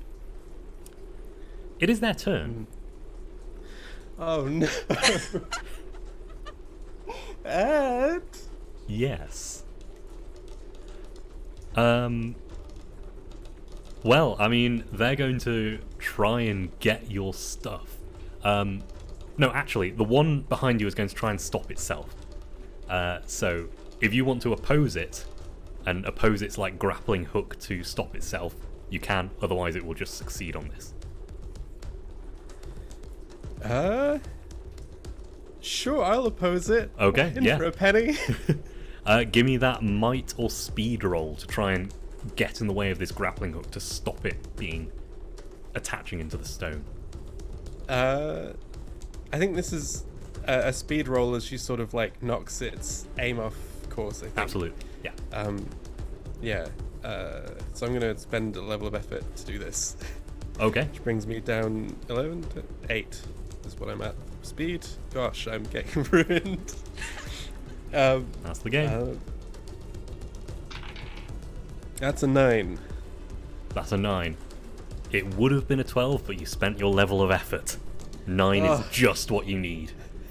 So yeah, you knock the grappling hook off axis, and it and those of you on the top can see it arc over the edge and scrape along the floor and pulled off. You're still falling just as fast as ever. The one without a grappling hook is going to try and stop itself. How is it going to try and stop itself? It's going to try and wait. The one that is coming up was Tweezer Hands. Clamp hands. Clamp hands all pouch. So Clamp Hands has just gone trying to save itself with the grappling hook. No, Tweezer hands just saved itself. Yes. Tweezer hands yes. just saved itself, and clamp hands Correct. is the one that Letty's holding on to. Clamp hands with one pouch. That's his full name. So it's Hobbit. Clamp Hands. So yes, Clamp Hands has a blade. So pulls out a blade and tries to stick it in the stone. Again, you can try and oppose it and try and stop it doing that. Oh gosh. Yeah, I'll go for it. Why not? I think Okay. this is just she sort of kicks downwards, because I envisage her being above this thing right now. Yeah. And I guess this is. It doesn't really matter what this is. I'm not going to add anything to it because I've got very little to add. Yeah, this is all happening in a matter of seconds. You're seeing the grappling hook pushing, seeing the blade come out, kicking at it. Yeah. So she's going to kick straight down, and that's another 9. Another 9, but you didn't spend effort this time, correct? I didn't know. So Clamp Hands gets the blade in the wall, cutting a huge swath in it. This impossibly sharp blade actually cutting through stone reasonably easily. You can, if you wish, let go and keep falling, or you can try and hold on.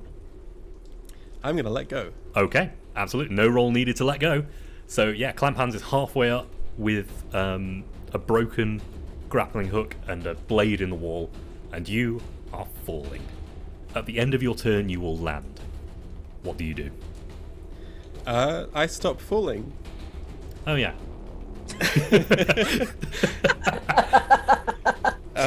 So Letty, sort of around her, the air sort of ripples with a faint blue shimmering light. The walls of the cliff sort of light up like the walls do in a swimming pool when the lights are turned off for a moment, and she just stops.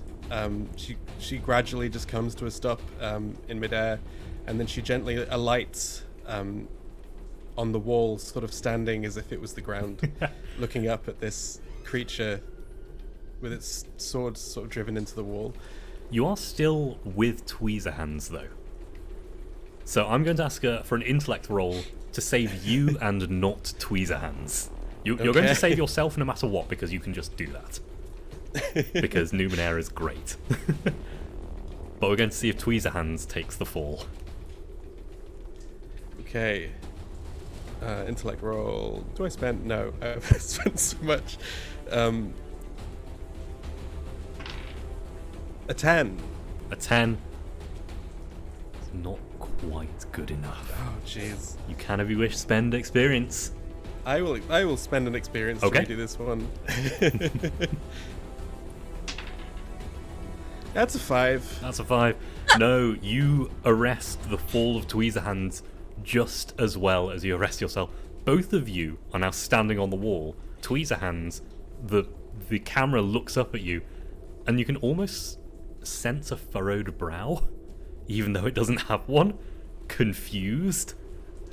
And then it stands up straight, and you can see the other hand. One hand's tweezers, other hand is scalpels. Back at the top, Messiah, Clegy, and Trenton.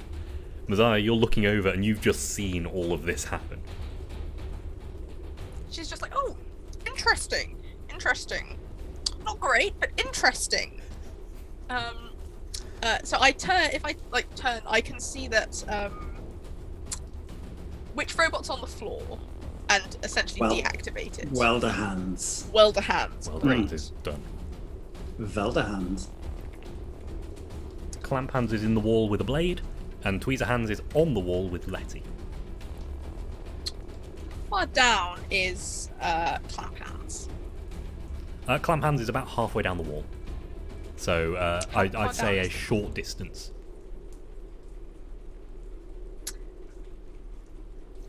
Would it be possible to try and take the blade out of his hand with my, can I use the whip to try and, yank the blade out of his hand? Does the whip have short range, or is it immediate? It's just a melee weapon, isn't it? That is a good question. If it's a melee weapon, it is just immediate range. Unless there's It anything is special. probably just immediate range. I am not sure at the moment what I can... I'm not sure what I can do. Has Trenton or Clegy got any, I mean, I'd say follow the prisoner down, but I think that's your choice. Seems like a terrible idea. It does, but it seems one of the less terrible ideas we've had.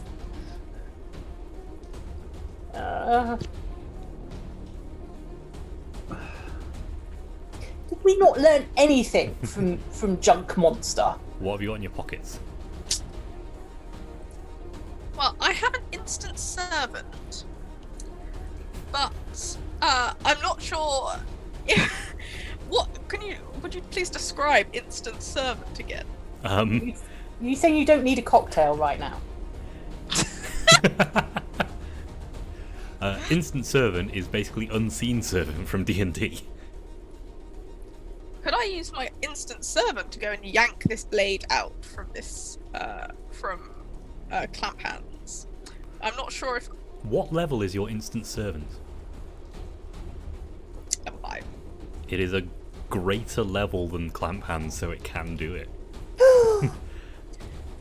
Yeah, I'm not liking that he has this blade. I don't want him to have this blade. So I'm going to grab grab my instant servant. I can't remember what it looks like. It's a little brass cube. It is a little brass cube, and I'm going to... How long can I command it for? I believe it should say on it, but about 8 hours. But in this case, I'm going to say, because you want to use it offensively, it's going to do one thing and then dissipate. Yeah, I'm gonna use it to, and I want it to bring me back that dagger. Absolutely. Preferably not with clamp hands attached. Just So- if I need to be specific. Yeah, it's sensible to be specific. So you spin the top of this cube, and as it spins, it starts to float in the air. The sides, and a little humanoid figure comes out of it, made of like extending pipes of little concentric rings, which then looks at you with no eyes, but a kind of a head analog. Looks up at you. I'm gonna like lean over very slightly and point at the dagger, like that please, without that please, and point at clamp hands. It nods and steps over the edge. Just falls. Interesting. It lands on clamp hands, and then pulls the dagger out of the wall, not quite realizing that this will cause everything to fall. Yeah. Everything falls, crashing down to the ground, a fair distance away from Letty, so it won't be able to get immediately to Letty, but You're welcome. still mostly intact. Bits of it have fallen apart as it's hit the ground, but it didn't take the full fall, so it's still intact. Okay. Collegiate Trenton. How deep do we think the pit hole is, shaft is? In games, a long distance. Is that more than like 15 meters? Yeah. Yeah. So it's somewhere around 30-ish, I think, long distances. Okay. It's longer than a piece of rope. But if we tie two pieces of rope together, because I have a piece of rope, you have I a have a piece piece of of rope. rope. Yeah. So I'll purloin Trenton's piece of rope and tie the Absolutely. two together Mhm. and throw it over the side. Is that my whole action? Yes.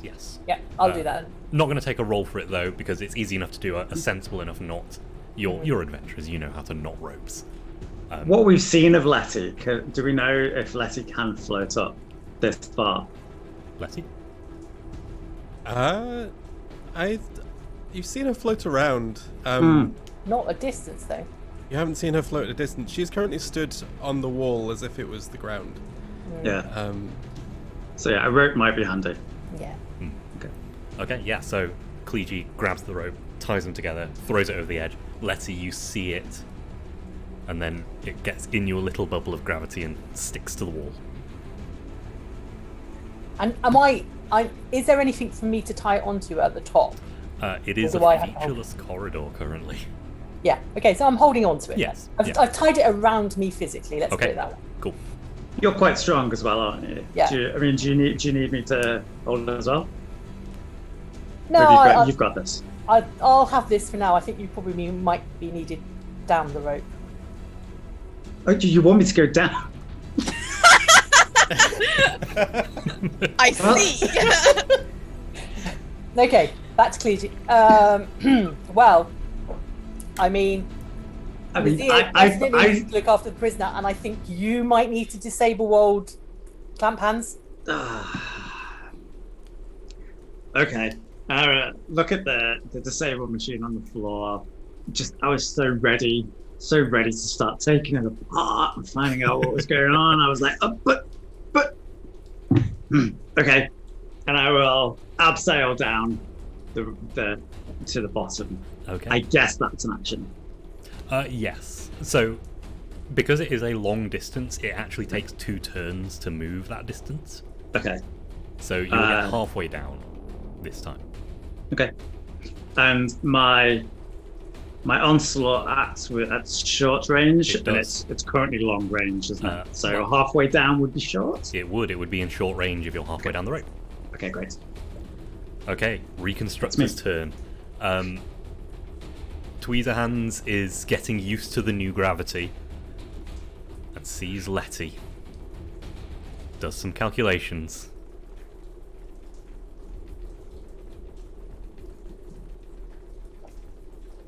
Steps off the wall onto the ground and reaches in your pocket trying to steal a cipher. Make a speed defense roll. Hey, God, I just want to spend effort. Like, I think lets you would spend effort on this, even if I don't want to. Up to so you. Now I'm down Up to you. Gosh, okay. Now I'm down to 5 speed. Okay. 8. 8. You needed a 9 or more. Yeah. How many ciphers do you have currently? 3. Roll a d3, number them and roll a d3, and it's stolen one of them. Oh no. How do I roll a d? I could roll a d6. No? Yeah. Yeah. 1 and roll a 2 is- d6, and then 1 and 2. You know, have 1, 2, Yeah. and then 3, 4, 5, 6. Yep. So 1 is control blinking nodule, 2 is mind sled, and 3 is temporal viewer. That's 5, so that's temporal viewer. Your temporal viewer, yeah. It reaches into your sleeve, into the little pockets you've got sewn in there. Plucks out the temporal viewer, which is this broken little bit of glass with some wiring and circuit board around the edge, and takes it and takes a step back. Still within immediate range if you want to do anything about it. But Clamp Hands is coming for you. Charging It's alright, it's not at you. Not like we paid for that. But Clamp Hands takes its whole turn charging at you and gets within immediate range. Letty, you're up. So I'm sort of towards the bottom of the shaft. Yep. Stood on the wall with the. So we're both stood sort of like this, about like 4 or 5 feet up, and Yep. Clamp Hands is sort of running at us from the ground. Yep. Tweezer Hands is on the floor now. Yep. Tweezer Hands has stepped out of your bubble onto the Yeah, ground Right. with a cipher stolen from you. Mhm. It's made some calculations. Oh,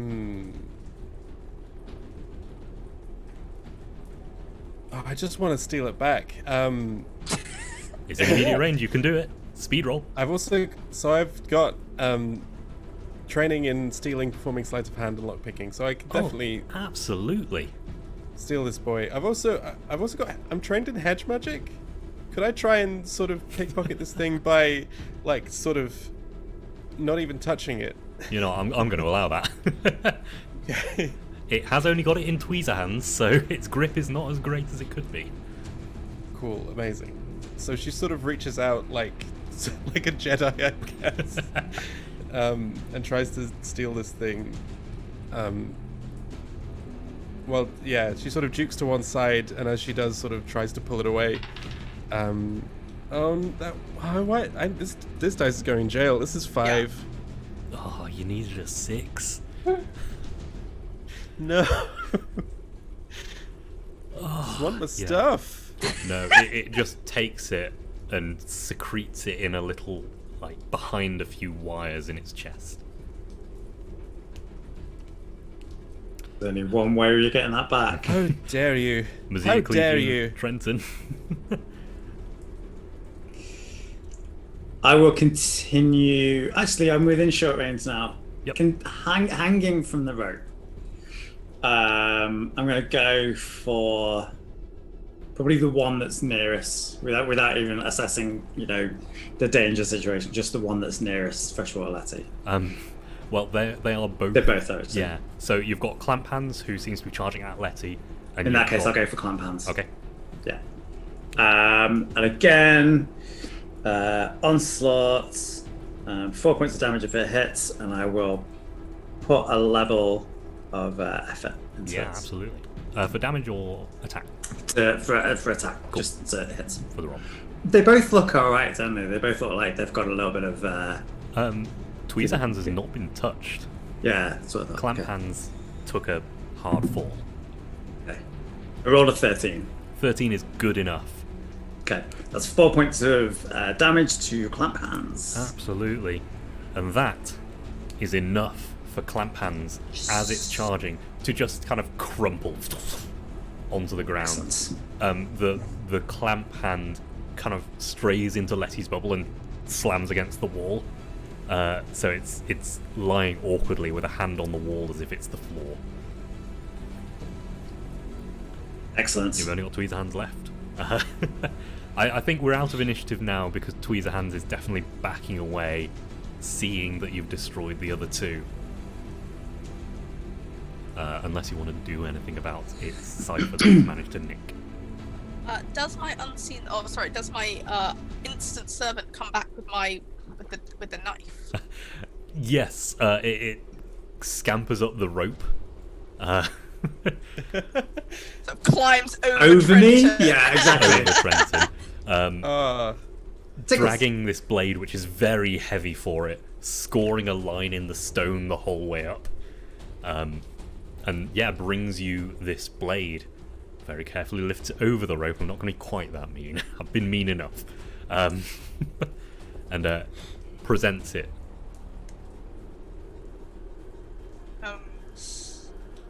Mizzy is quite impressed with this little thing, wishing she had some more of the magic water to give to it. And she will, having sort of, Letty's fine, she can float, she'll be fine. And sort of, this little thing has sort of ceremoniously presented to her, so she'll take the dagger and sort of like pretend to knight it, just like on the shoulder, as it sort of like crumbles into dust or whatever. Yeah. Did you name it while you were knighting it? I will have thought of one eventually. And as you knight it, the power, it used so much power pulling that out of the wall that it just kind of goes limp and is now just a pile of kind of metal noodles with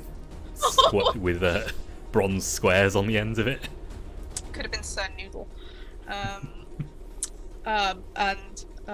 She's very pleased with a nice new shiny dagger. I will explain what that does in a bit. So, Letty, Trenton, Kliji, you are at various points of a rope.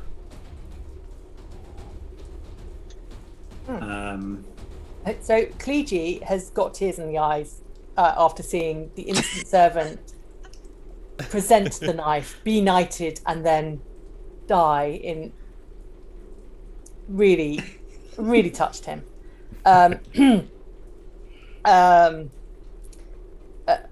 Do I assume we just all go down? We can't, because you haven't got anything to tie the rope onto. It's backing away. Let it go. Absolutely not. Well, is there anything else down there, Letty? Yeah, exactly. Letty's going to have a quick glance around if she can. Yeah, there are these bits of, like these motes of light on the floor, which look to be on the tops of panels shining down into jumbles of wires. They look like just a light on a panel to allow you to see what you're working on. And they are open all over this floor. This room is maybe 50 meters squared. And it just has these panels all over the floor. As far as you can tell, though, no other exits to this room, and just this area has just been cut out. Well, do you think there's anything worthwhile down there to salvage? I mean, maybe Mizzy and Trenton should come down and have a look, and I'll just hold the rope here and look pretty. I think you'll find that these buggers have got some stuff. They've got my stuff. I mean, I didn't have any stuff to... They've got stuff that I would like to have. I definitely want to dismantle the one at the bottom. Clamp hands? Clamp hands. Yeah. Clamp hands, one pouch. Clamp hands are one pouch. Miss Clamp hands are one pouch. I will... regardless of what Tweezerhands does, unless Tweezerhands attacks, I will... Tweezerhands is very much retreating. Slowly. I'll leave Letty to Tweezerhands. And did you get your cipher back? You didn't, did you? No. No. I sense Then problems. I will concentrate on Clamp Hands One Pouch and see if I can take anything useful, any ciphers. Yeah, absolutely. Give me that salvaging roll. You get your warm pouch back. No need to salvage roll for that. That is 12, and I have understanding Numenera, but not salvage. I'm skilled with electrical machines. I think that counts for this one. Yeah. Okay. So 12 is good enough. Yes.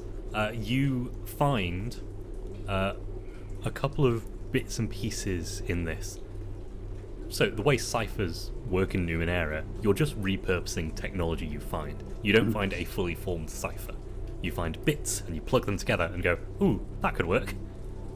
So you take a length of this cable that seemed to be powering it all, and a couple of the ports on a few of these bits and pieces, cobble it together into a power siphon. There's a cable with a couple of large connectors on each end. One of these connectors has a button.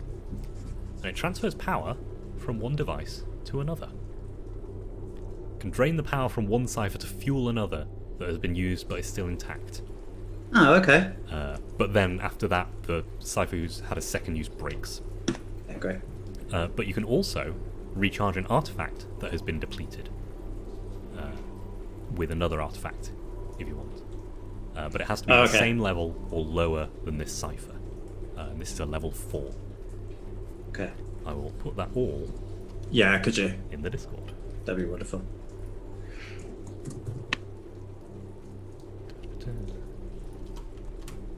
Whoops, not that one. Don't look at that one. Don't worry about that one. Okay, cool. And I guess that's what that is the thing I can salvage from this one. Yes. Yeah. Okay. So for the purposes, ciphers are one-use kind of magical items almost.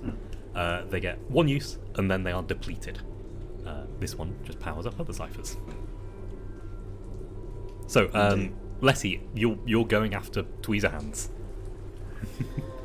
She wants to, but she just had a very frightening fall, and she's not very good at fighting stuff. Direct conflict is not her style. She's a braggart, she's a liar, and she's a stealer, and these things have proven very resistant to all such. So she just stands there on the wall and sort of pouts. Yeah, you see Tweezerhands lifts up a hatch and kind of pulls itself down into the hatch, pulling the hatch over it. Might I suggest a recovery action, Letty? I don't know how much you used. Oh, I used a lot. She's gonna sort of like step up. She's gonna like step lightly as if she's climbing the stairs and sort of gently land on the floor, and then she's going to sit down and she's going to take a few breaths. At the bottom of this pit. Yeah. Cool. So, for my own, we've got Mazia and Clegie at the top, and Trenton and Letty at the bottom. Trenton's pulling through this. Yeah. Mazia, are you going to go and do your stuff? Well, there's welder hands at the top here, isn't there? Yes. I guess I'll. Yeah, give me that roll. And I do have salvaging Numenera. You do. Oh, that's a 19. Oh yeah. This is a good dice. This dice may stay. So you wipe the mud off the lens, and you realise that it's not just visible light. It is also for heat, a heat vision lens, if you will. You could power it up once and be able to see warm creatures and objects through that lens. With a 19, though, you get an extra little thing. It is a solid tube, kind of plasticky, or in Numenera plastics called synth, see-through synth, with a coil of wire around it. It looks like something medical. It is an essence transfer, which allows you one willing character to transfer points from their pools to another character's pools. That's cool. Is that a cipher or a?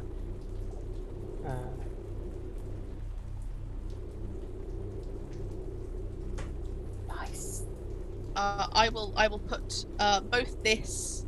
Actually, I'm only holding one cipher now, so I will possibly I'll put the lens into my bag, and I will hold onto just sort of in a pocket rather than putting it in the bag. The essence transfer.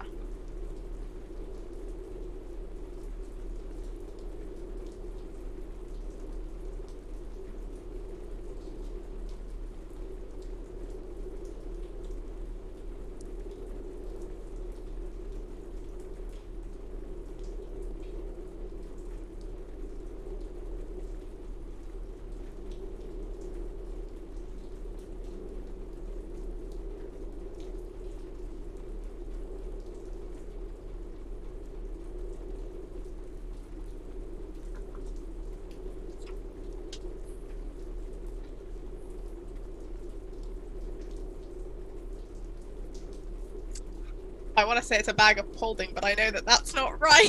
No, that's just what you called it. Got it in my notes somewhere. Oh, Oh, apparently my stream cut out. Can we? Okay. Back. I've accidentally hit something. Whoops. Okay, I'm going to say it's a d6. So, basically, if you roll a 1 on your d6, it stops functioning. So don't roll a 1. Don't roll a 1. And you have to do that every time you use it. Every time you use it. Wow. Even these artifacts aren't permanent. 5, not a 5. 6. You're Not a good. 1. So yeah, this little velvet bag opens quite nicely. So upsetting to lose it in like the first proper session. You also find a small mirrored cube, just a little oddity. Perfect mirror. Oh, I like it. I don't have my Odyssey anymore because I think I sold it. Yeah, I think we possibly. gave it to that guy. So just a small mirrored cube. Oh, that might be very handy. It might be. Okay, so we take 10 minutes or so to kind of gather yourselves, taking your rest and stuff. ooh, does that mean I can do a recovery? If you want to, there's nothing else that bothers you in that time. You occasionally hear scratching underneath of what you presume is tweezer hands doing something underneath the metal. But Beauty treatments. yes, exactly. So if I spend 1 action for my recovery, what do I get back? A d6 plus 1 points to put in your pool. And whatever pool. Yeah, split them up as much as you like. Okay, 6. Yay! Hey. 5 more for intellect. I might be able to do some things again. So, yes. This. Yeah, I mean, I suppose we should. I suppose we should explore the rest of the floor. But upstairs or downstairs? Well, the two of us down here can see what's down here, and you two can keep an eye out. Shout a warning if we need to get back up the rope. I'm going to start exploring. Okay. You find the same hatches with lights, with bunches of cables and pipes and tubes, the inner workings of some great machine. But they don't lead to like a central power supply. or anything. No, there are a couple of hatches. You saw tweezer hands go down where you Yeah. couldn't kind of get in, but it's all maintenance hatches. Okay. And as far as you can tell, this thing is not functional. Okay. I don't think the thing we're looking for is here. Perhaps. Was there anything on the other side of the? Because we had the corridor and then this gap. No, there's nothing on the other side. That's This it's just a huge cube, blank, except for the one entrance.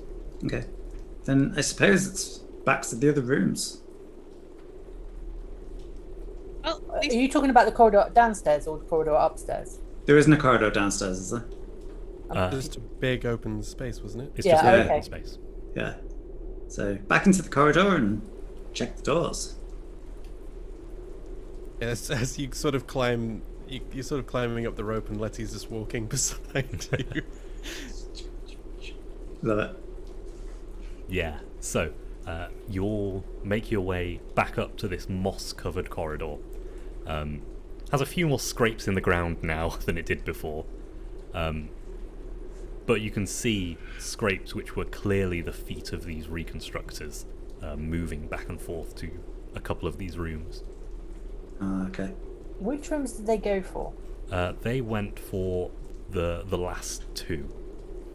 So the one with the door exploded open and the one with kind of scrapes at the edge of the door. That's the seam where it would open. Someone trying to get to something that they can't get access to is always interesting to me. So the door they couldn't go through then? They could probably get through the door, but no one else has. You know, there's the exploded door, which, I don't know, them or adventurers have got into. Do you know what would be really useful right now is a temporal viewer? Don't you dare. Don't you dare, boss. This is grief that you're looking at right now. Clegy, I'm sorry, Letty. And I do this really awkward, like, try to pat you, but, like, sort of pat your gravity field instead. Like, yeah. The pat goes awry because of the gravity field. God. Groping him now. It feels slightly warm as you pass your hand through the air. Right, so, plan. Trenton, which way?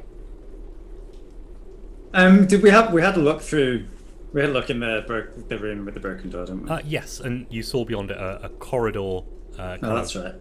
So whereas before it was all stone, the corridor was this ceramic, still covered in this moss. This white, kind of almost marbled ceramic, and at the end of the corridor, another exploded door with a hallway beyond. Well, if it was down here that they found the original power supply, or power conduit, then maybe there's more down here. No, lead on. This way? And I will. With my glow globe out in front.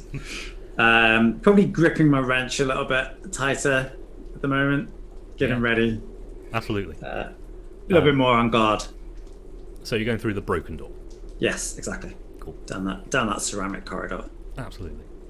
So yeah, through the ceramic corridor into this hallway. It's kind of trapezoidal shaped, with the short side you've just walked in, and the long side opposite you.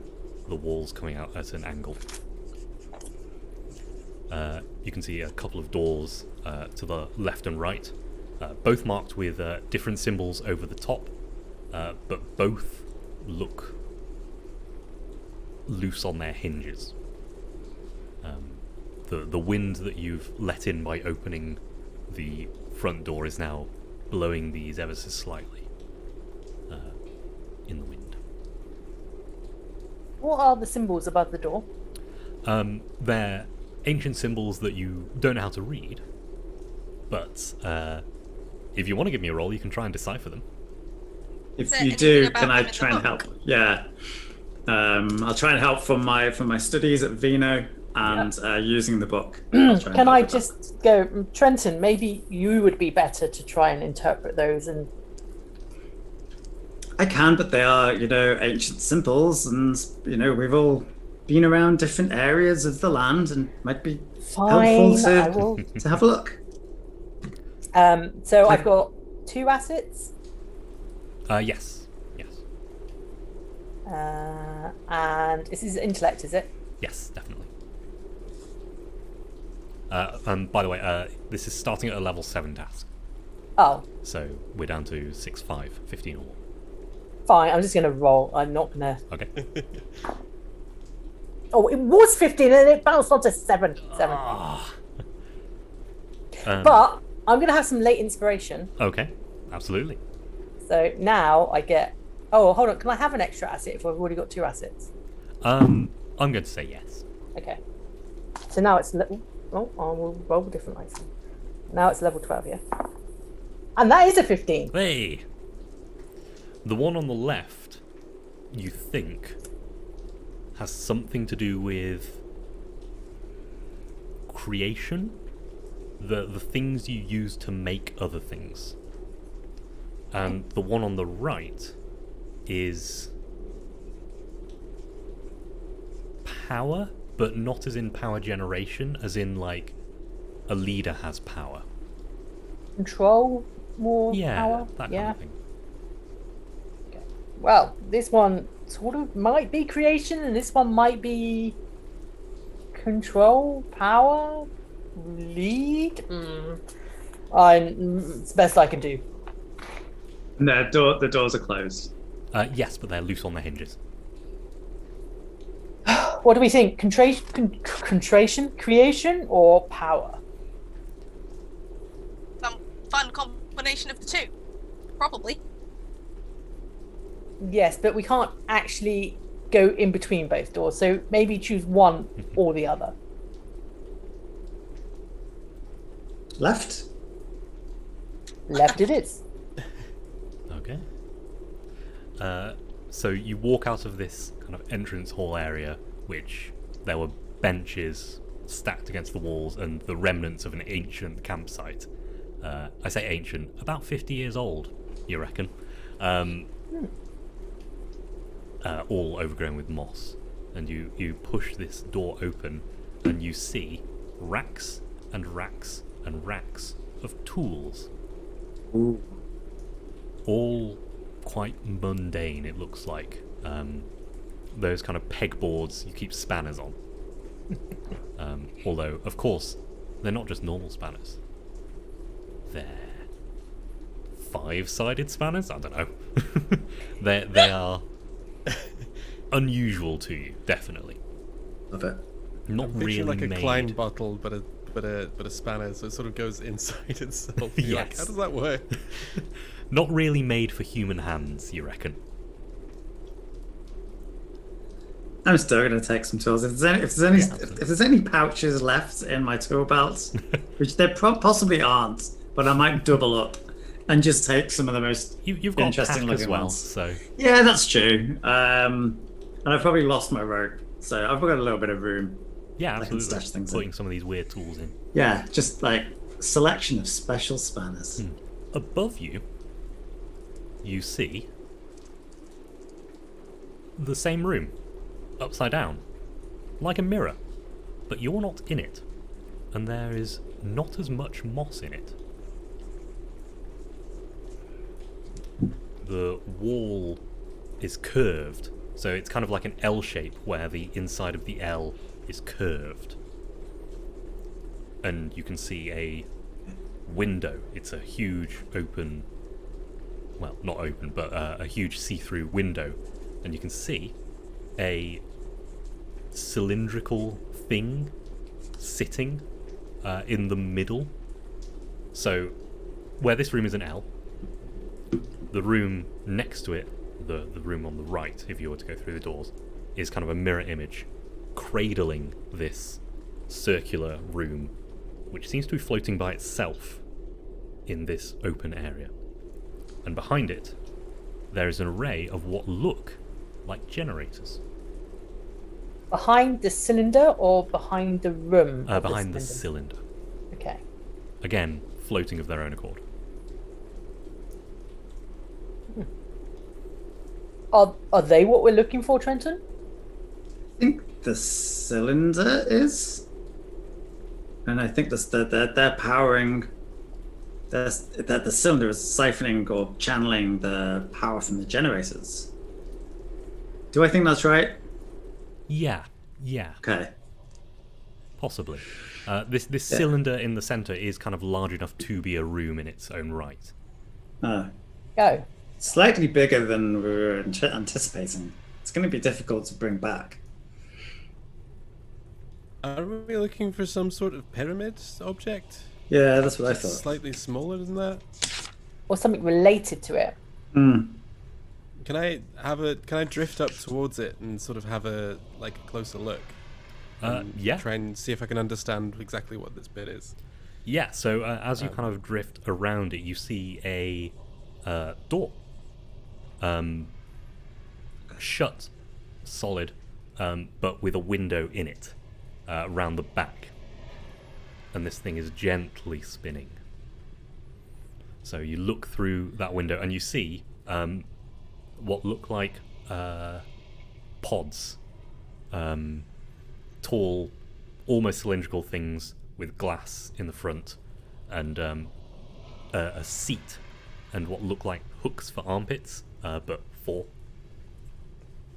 So as if someone would stand in there and go unconscious and be held upright.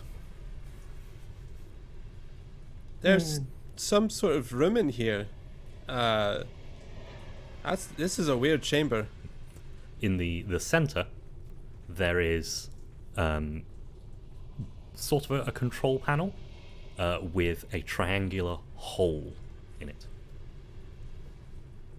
Looks like it might be the place where the old conduit device used to be housed. There's space here for 4 people to stand with and be supported? How do you even get up here if you can't fly? Maybe the users of this room could all fly. And maybe the conduit channel power into them. Maybe this is for the... I don't think it's for the reconstructors, do I? The reconstructors looked completely different kind of technology to this. Yeah. Either way, the pyramidal conduit is not here, is that correct? Yeah, this must be the one that's gone. So maybe the other room will look like this, but the other way around, with different things in there. Let's go and have a look. Can I try, before I go, can I try and use my understanding of Numenera to figure out what this room was for? Yeah, absolutely. I'm not going to tell you the difficulty of this. Okay, I'm going to use the other die. That's 12. 12. It looks like this room moves. That's all you've got, really. Okay. Interesting. It's designed to be sat in and moved. Maybe some sort of vehicle. I don't trust it, particularly. As you say that, you're looking up and down. You realise there is quite a long shaft this thing is kind of suspended in. Impossibly long up. It goes much higher than you reckon the ground should be. Well, I really if I could, don't like this. if I could get it up there, I might want to try it out. Can't bring you up easily, but I could sort of yeet you and you could try and grab hold. I mean, might we just investigate the other room first before you start entering places where we may not be able to retrieve you back from? Okay. But I like plugging myself into the different things. It's fun. So you learn. So we'll come back to that. That's fine, Trent. So can we go round to the right door? Yeah, absolutely. Power door.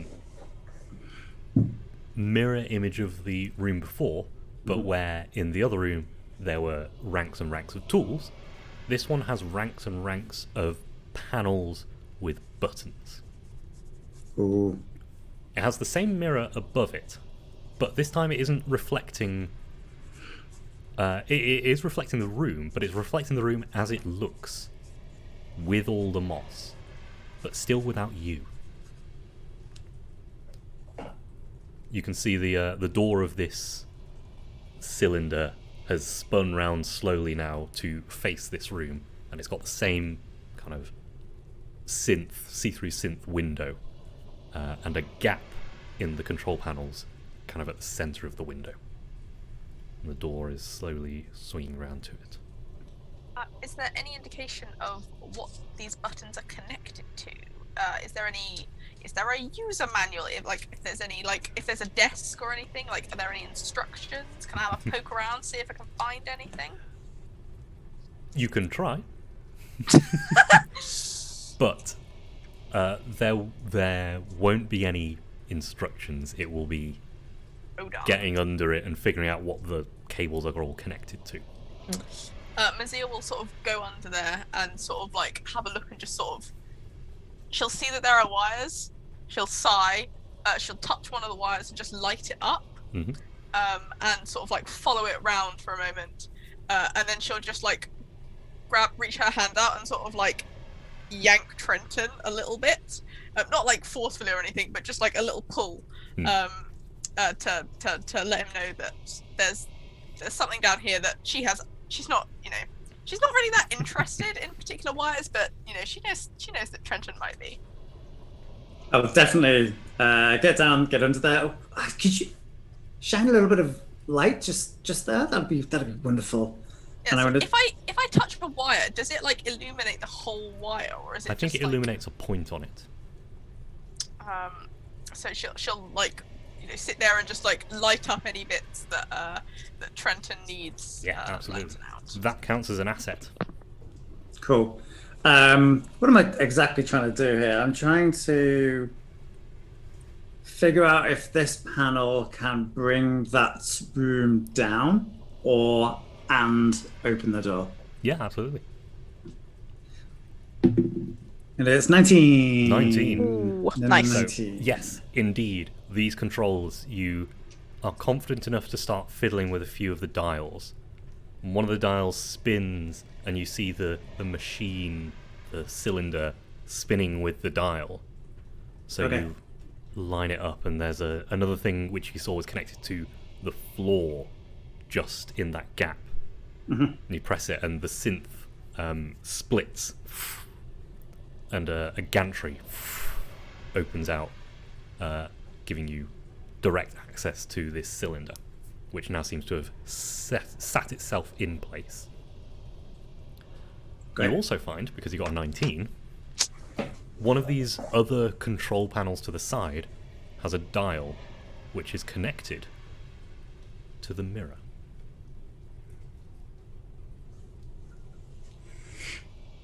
I'm going to play with that dial then. Okay. Yeah, just fade it in and fade it out. Yeah. As you twist it forwards, you see your reflections walking into the room. Oh, like the past us. And you see them going under the desk. And you see them coming out and playing with the dial. And then you just see yourself looking at yourself in the mirror. Is that where it stops? So like it stops where we are now. Yes, so you set it to be about 2 minutes behind you currently. Yeah. Okay. Interesting. Can you go back further? I think if we go back further, it'll just be an empty room. But I can. An empty room unless it could go back 50 years. Which would be very impressive and very useful. Oh well, spin it. Absolutely. You see the reconstructors come in and out very quickly, take a couple of these panels apart, taking wires out of them, and then there's nothing for a very long time. You watch the moss recede back out into the main hallway, and then suddenly you see a flurry of people moving in and out, and very quickly stop it and start playing it, and you see a very young-looking Brea. I say very young. A lot younger than she is now. She's still got greying hair, but she shaves her head by choice, so it's kind of stubbly grey. Maybe 50s. And her team of kind of young, impressionable adventurers, who she is bossing about, you can tell. There is no sound, just the visual.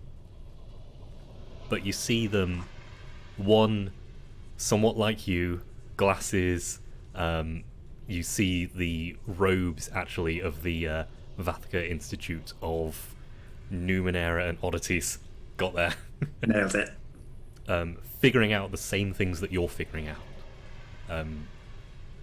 Opening the door, while Breya is sat on a little stool in the corner with a hip flask, watching them all do their work.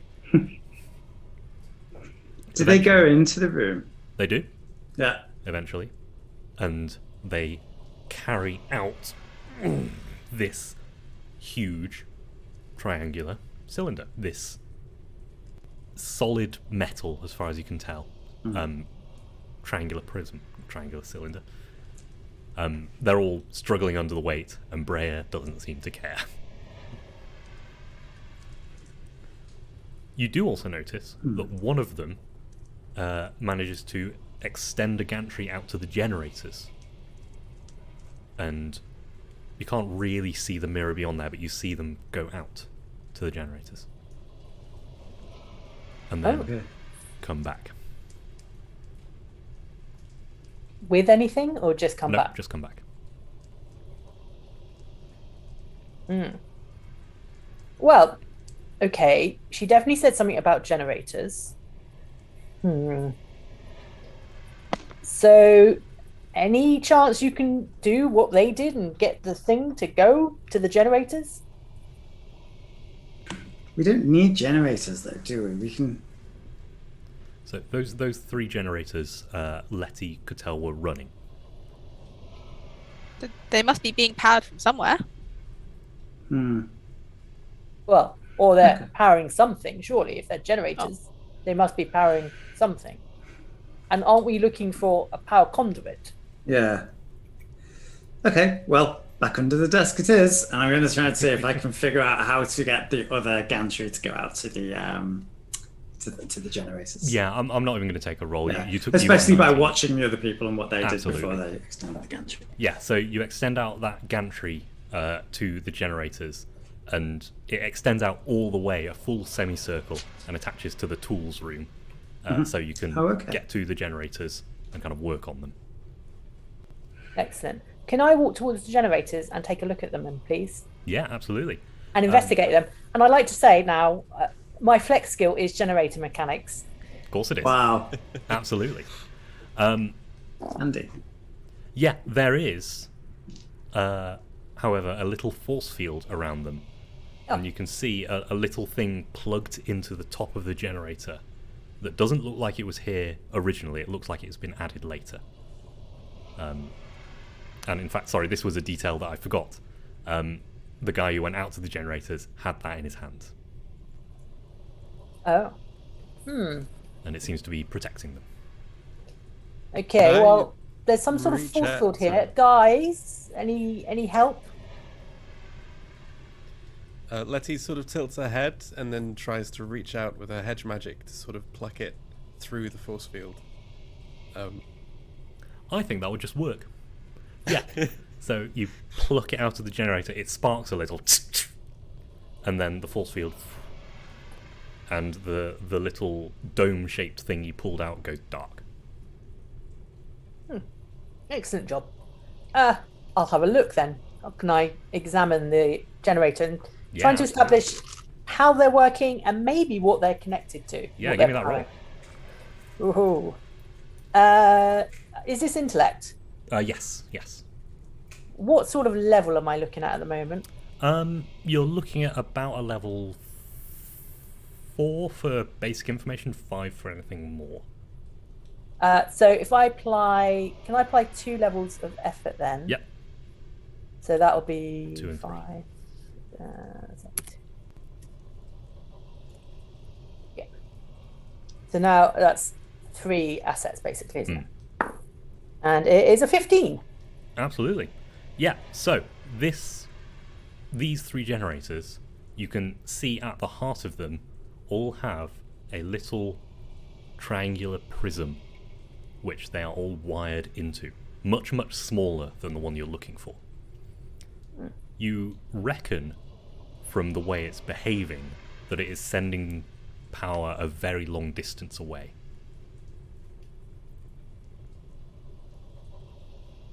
As far as Vathika?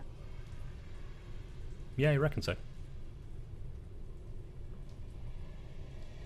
Oh, Is there... Okay, can I ascertain, like, are these working at like 100%? Are they like 50%? Is there any sort of indication of how... all three of these are working at 100%. And there's only 3 generators in this room? In this room, yes. and were the generators in the other room, the tools room? No. There's just these 3 generators kind of floating out in space. This huge shaft. Well, my reckoning is these 3 generators are actually powering Vathika. That triangular prism, the conduit is being... Yes, is actually... I mean, it would have been very useful for Brea to sort of mention this. You would think this would be an essential point. In the mirror, Brea has fallen asleep. She seemed to have given up making notes once she found this room. Doesn't really. She kind of just does things after this and just She fell asleep, so yeah, exactly. that would sort of yeah. not be making any notes, particularly useful notes. Mm. I mean, we could try the room on the other side of the corridor, but Yeah, I mean, I guess we're just looking for more generators and that we can add to the conduit. Force field was probably quite useful then. should we put that back? Yeah. Yes. Because we don't want if these get damaged, then there's nothing feeding the main power supply. That's a very good point. Yes. Let's put it back and let's go look at the other room. Let's do that. Okay. Who's doing that? Who's doing that? Who's doing Is what? that me? That's my... Please. Putting the force field generator back.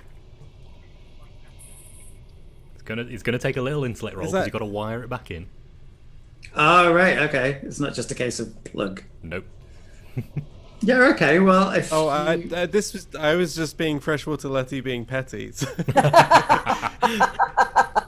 Still gonna need a roll. well, I can try wiring it in as long as the force field doesn't chop my hands off once it powers up. Well, you have to be quick. It'll be will. fine. It will. Of course, it will. Who needs hands anyway? Give me that intellect roll. Letty's got training with manual dexterity, so she can give you a hand. Oh yeah. Brilliant. Yeah. I have training with electrical machines, so Easy. well, I'm skilled. Yeah. And I roll a 13. Yeah. Easy enough for you to plug it back in and set it in such a way that it will reactivate after 10 seconds, giving you time to get out. Phew. If you're heading to the other room, Yes. the one across the way opens at a touch.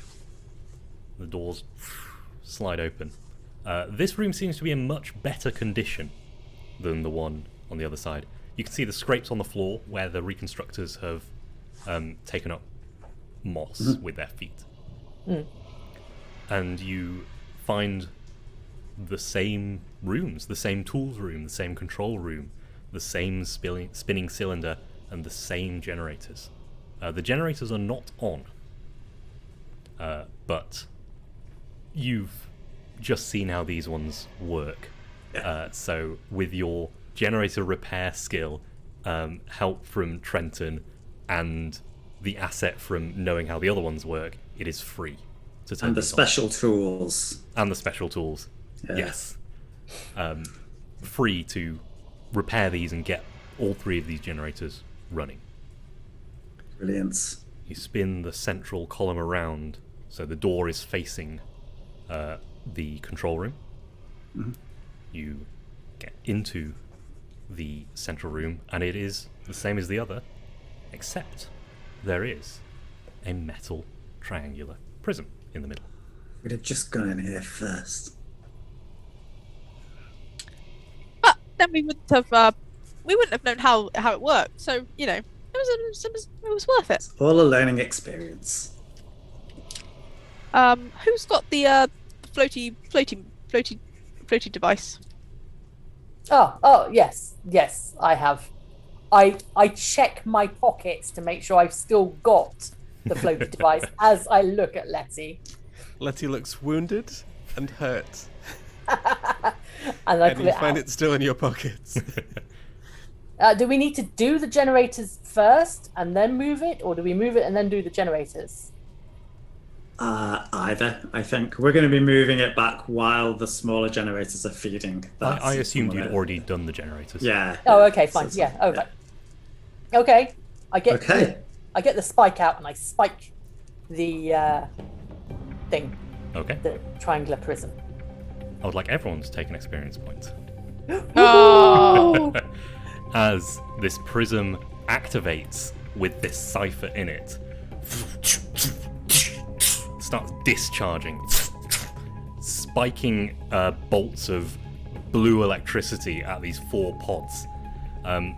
All 4 of you are in this room because it's going to take 4 of you to maneuver it out. And the door Oh, shuts, what?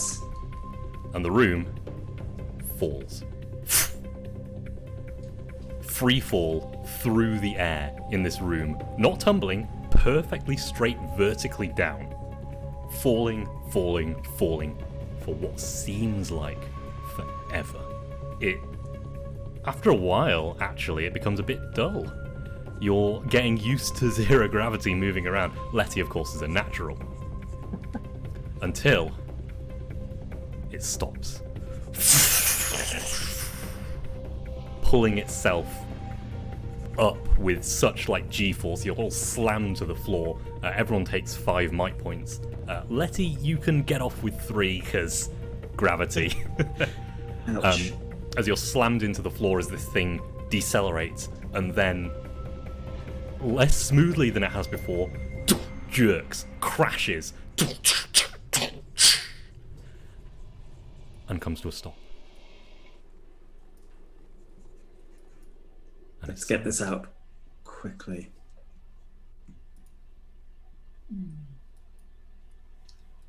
Is the door still closed? Door's still closed. Do we have any idea where we are? I don't. Yeah. Not a clue. I'm going to go and try the door and see if I can get them to open.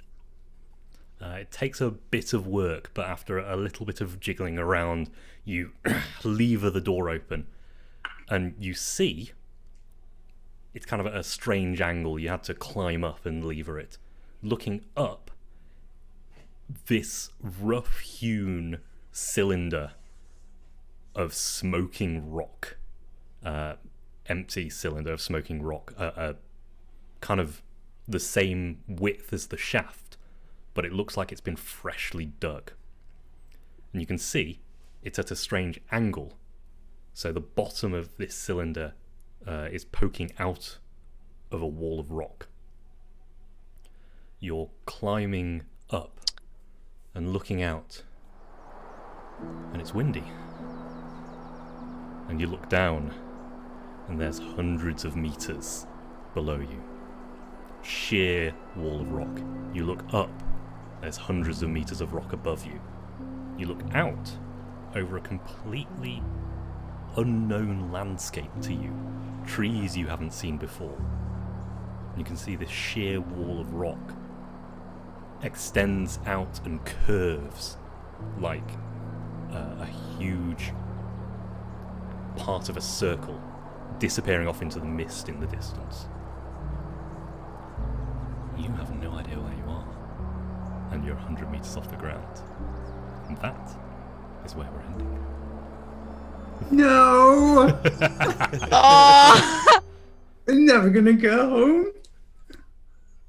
We might be home, you don't know. Did you enjoy that?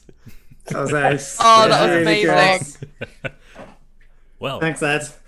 it's been a pleasure. We got there in the end. There were a couple of blips with technical stuff, but We got there. The viewers, I hope, got the gist, and I hope enjoyed it. I've realised I wrote the script for the start and then didn't write the script for the end, so I'm going to be winging the end of this. Thank you all for watching, for indulging us in our slight madness, our shared delusion. And hopefully you'll be back next week to see where they are. Some of you who know Numenera might already have an inkling, but I know that these four have no idea, and I love it. We are going to be, again, on same time next week, 8 p.m. on Monday. Tomorrow, I believe, is going to be Blades in the Dark, gemmed by Rodrigo. They are doing an amazing job getting into all sorts of chaos in this arcane Victoriana world as the Dark Coal solution. Thieves. Occasionally quite chaotic thieves, but thieves nonetheless. And that is at 7 p.m. tomorrow. 8 p.m. on Friday is the regular Benefactor game, D&D 5th edition with Simon DMing. I'm not entirely sure what's going on there, so I'm sorry about that. But it is always good to drop in and watch them. They've been going for quite a while, and they know their characters very well. Beyond that, I think that's everything we've got to say. So if you enjoyed our particular brand of chaos, come and join us in the Discord. Links in the channel description. Come and say hi to us all. And I think that's everything. So I'm going to say goodbye. Thanks for watching. Cheers. Bye. Bye. Bye.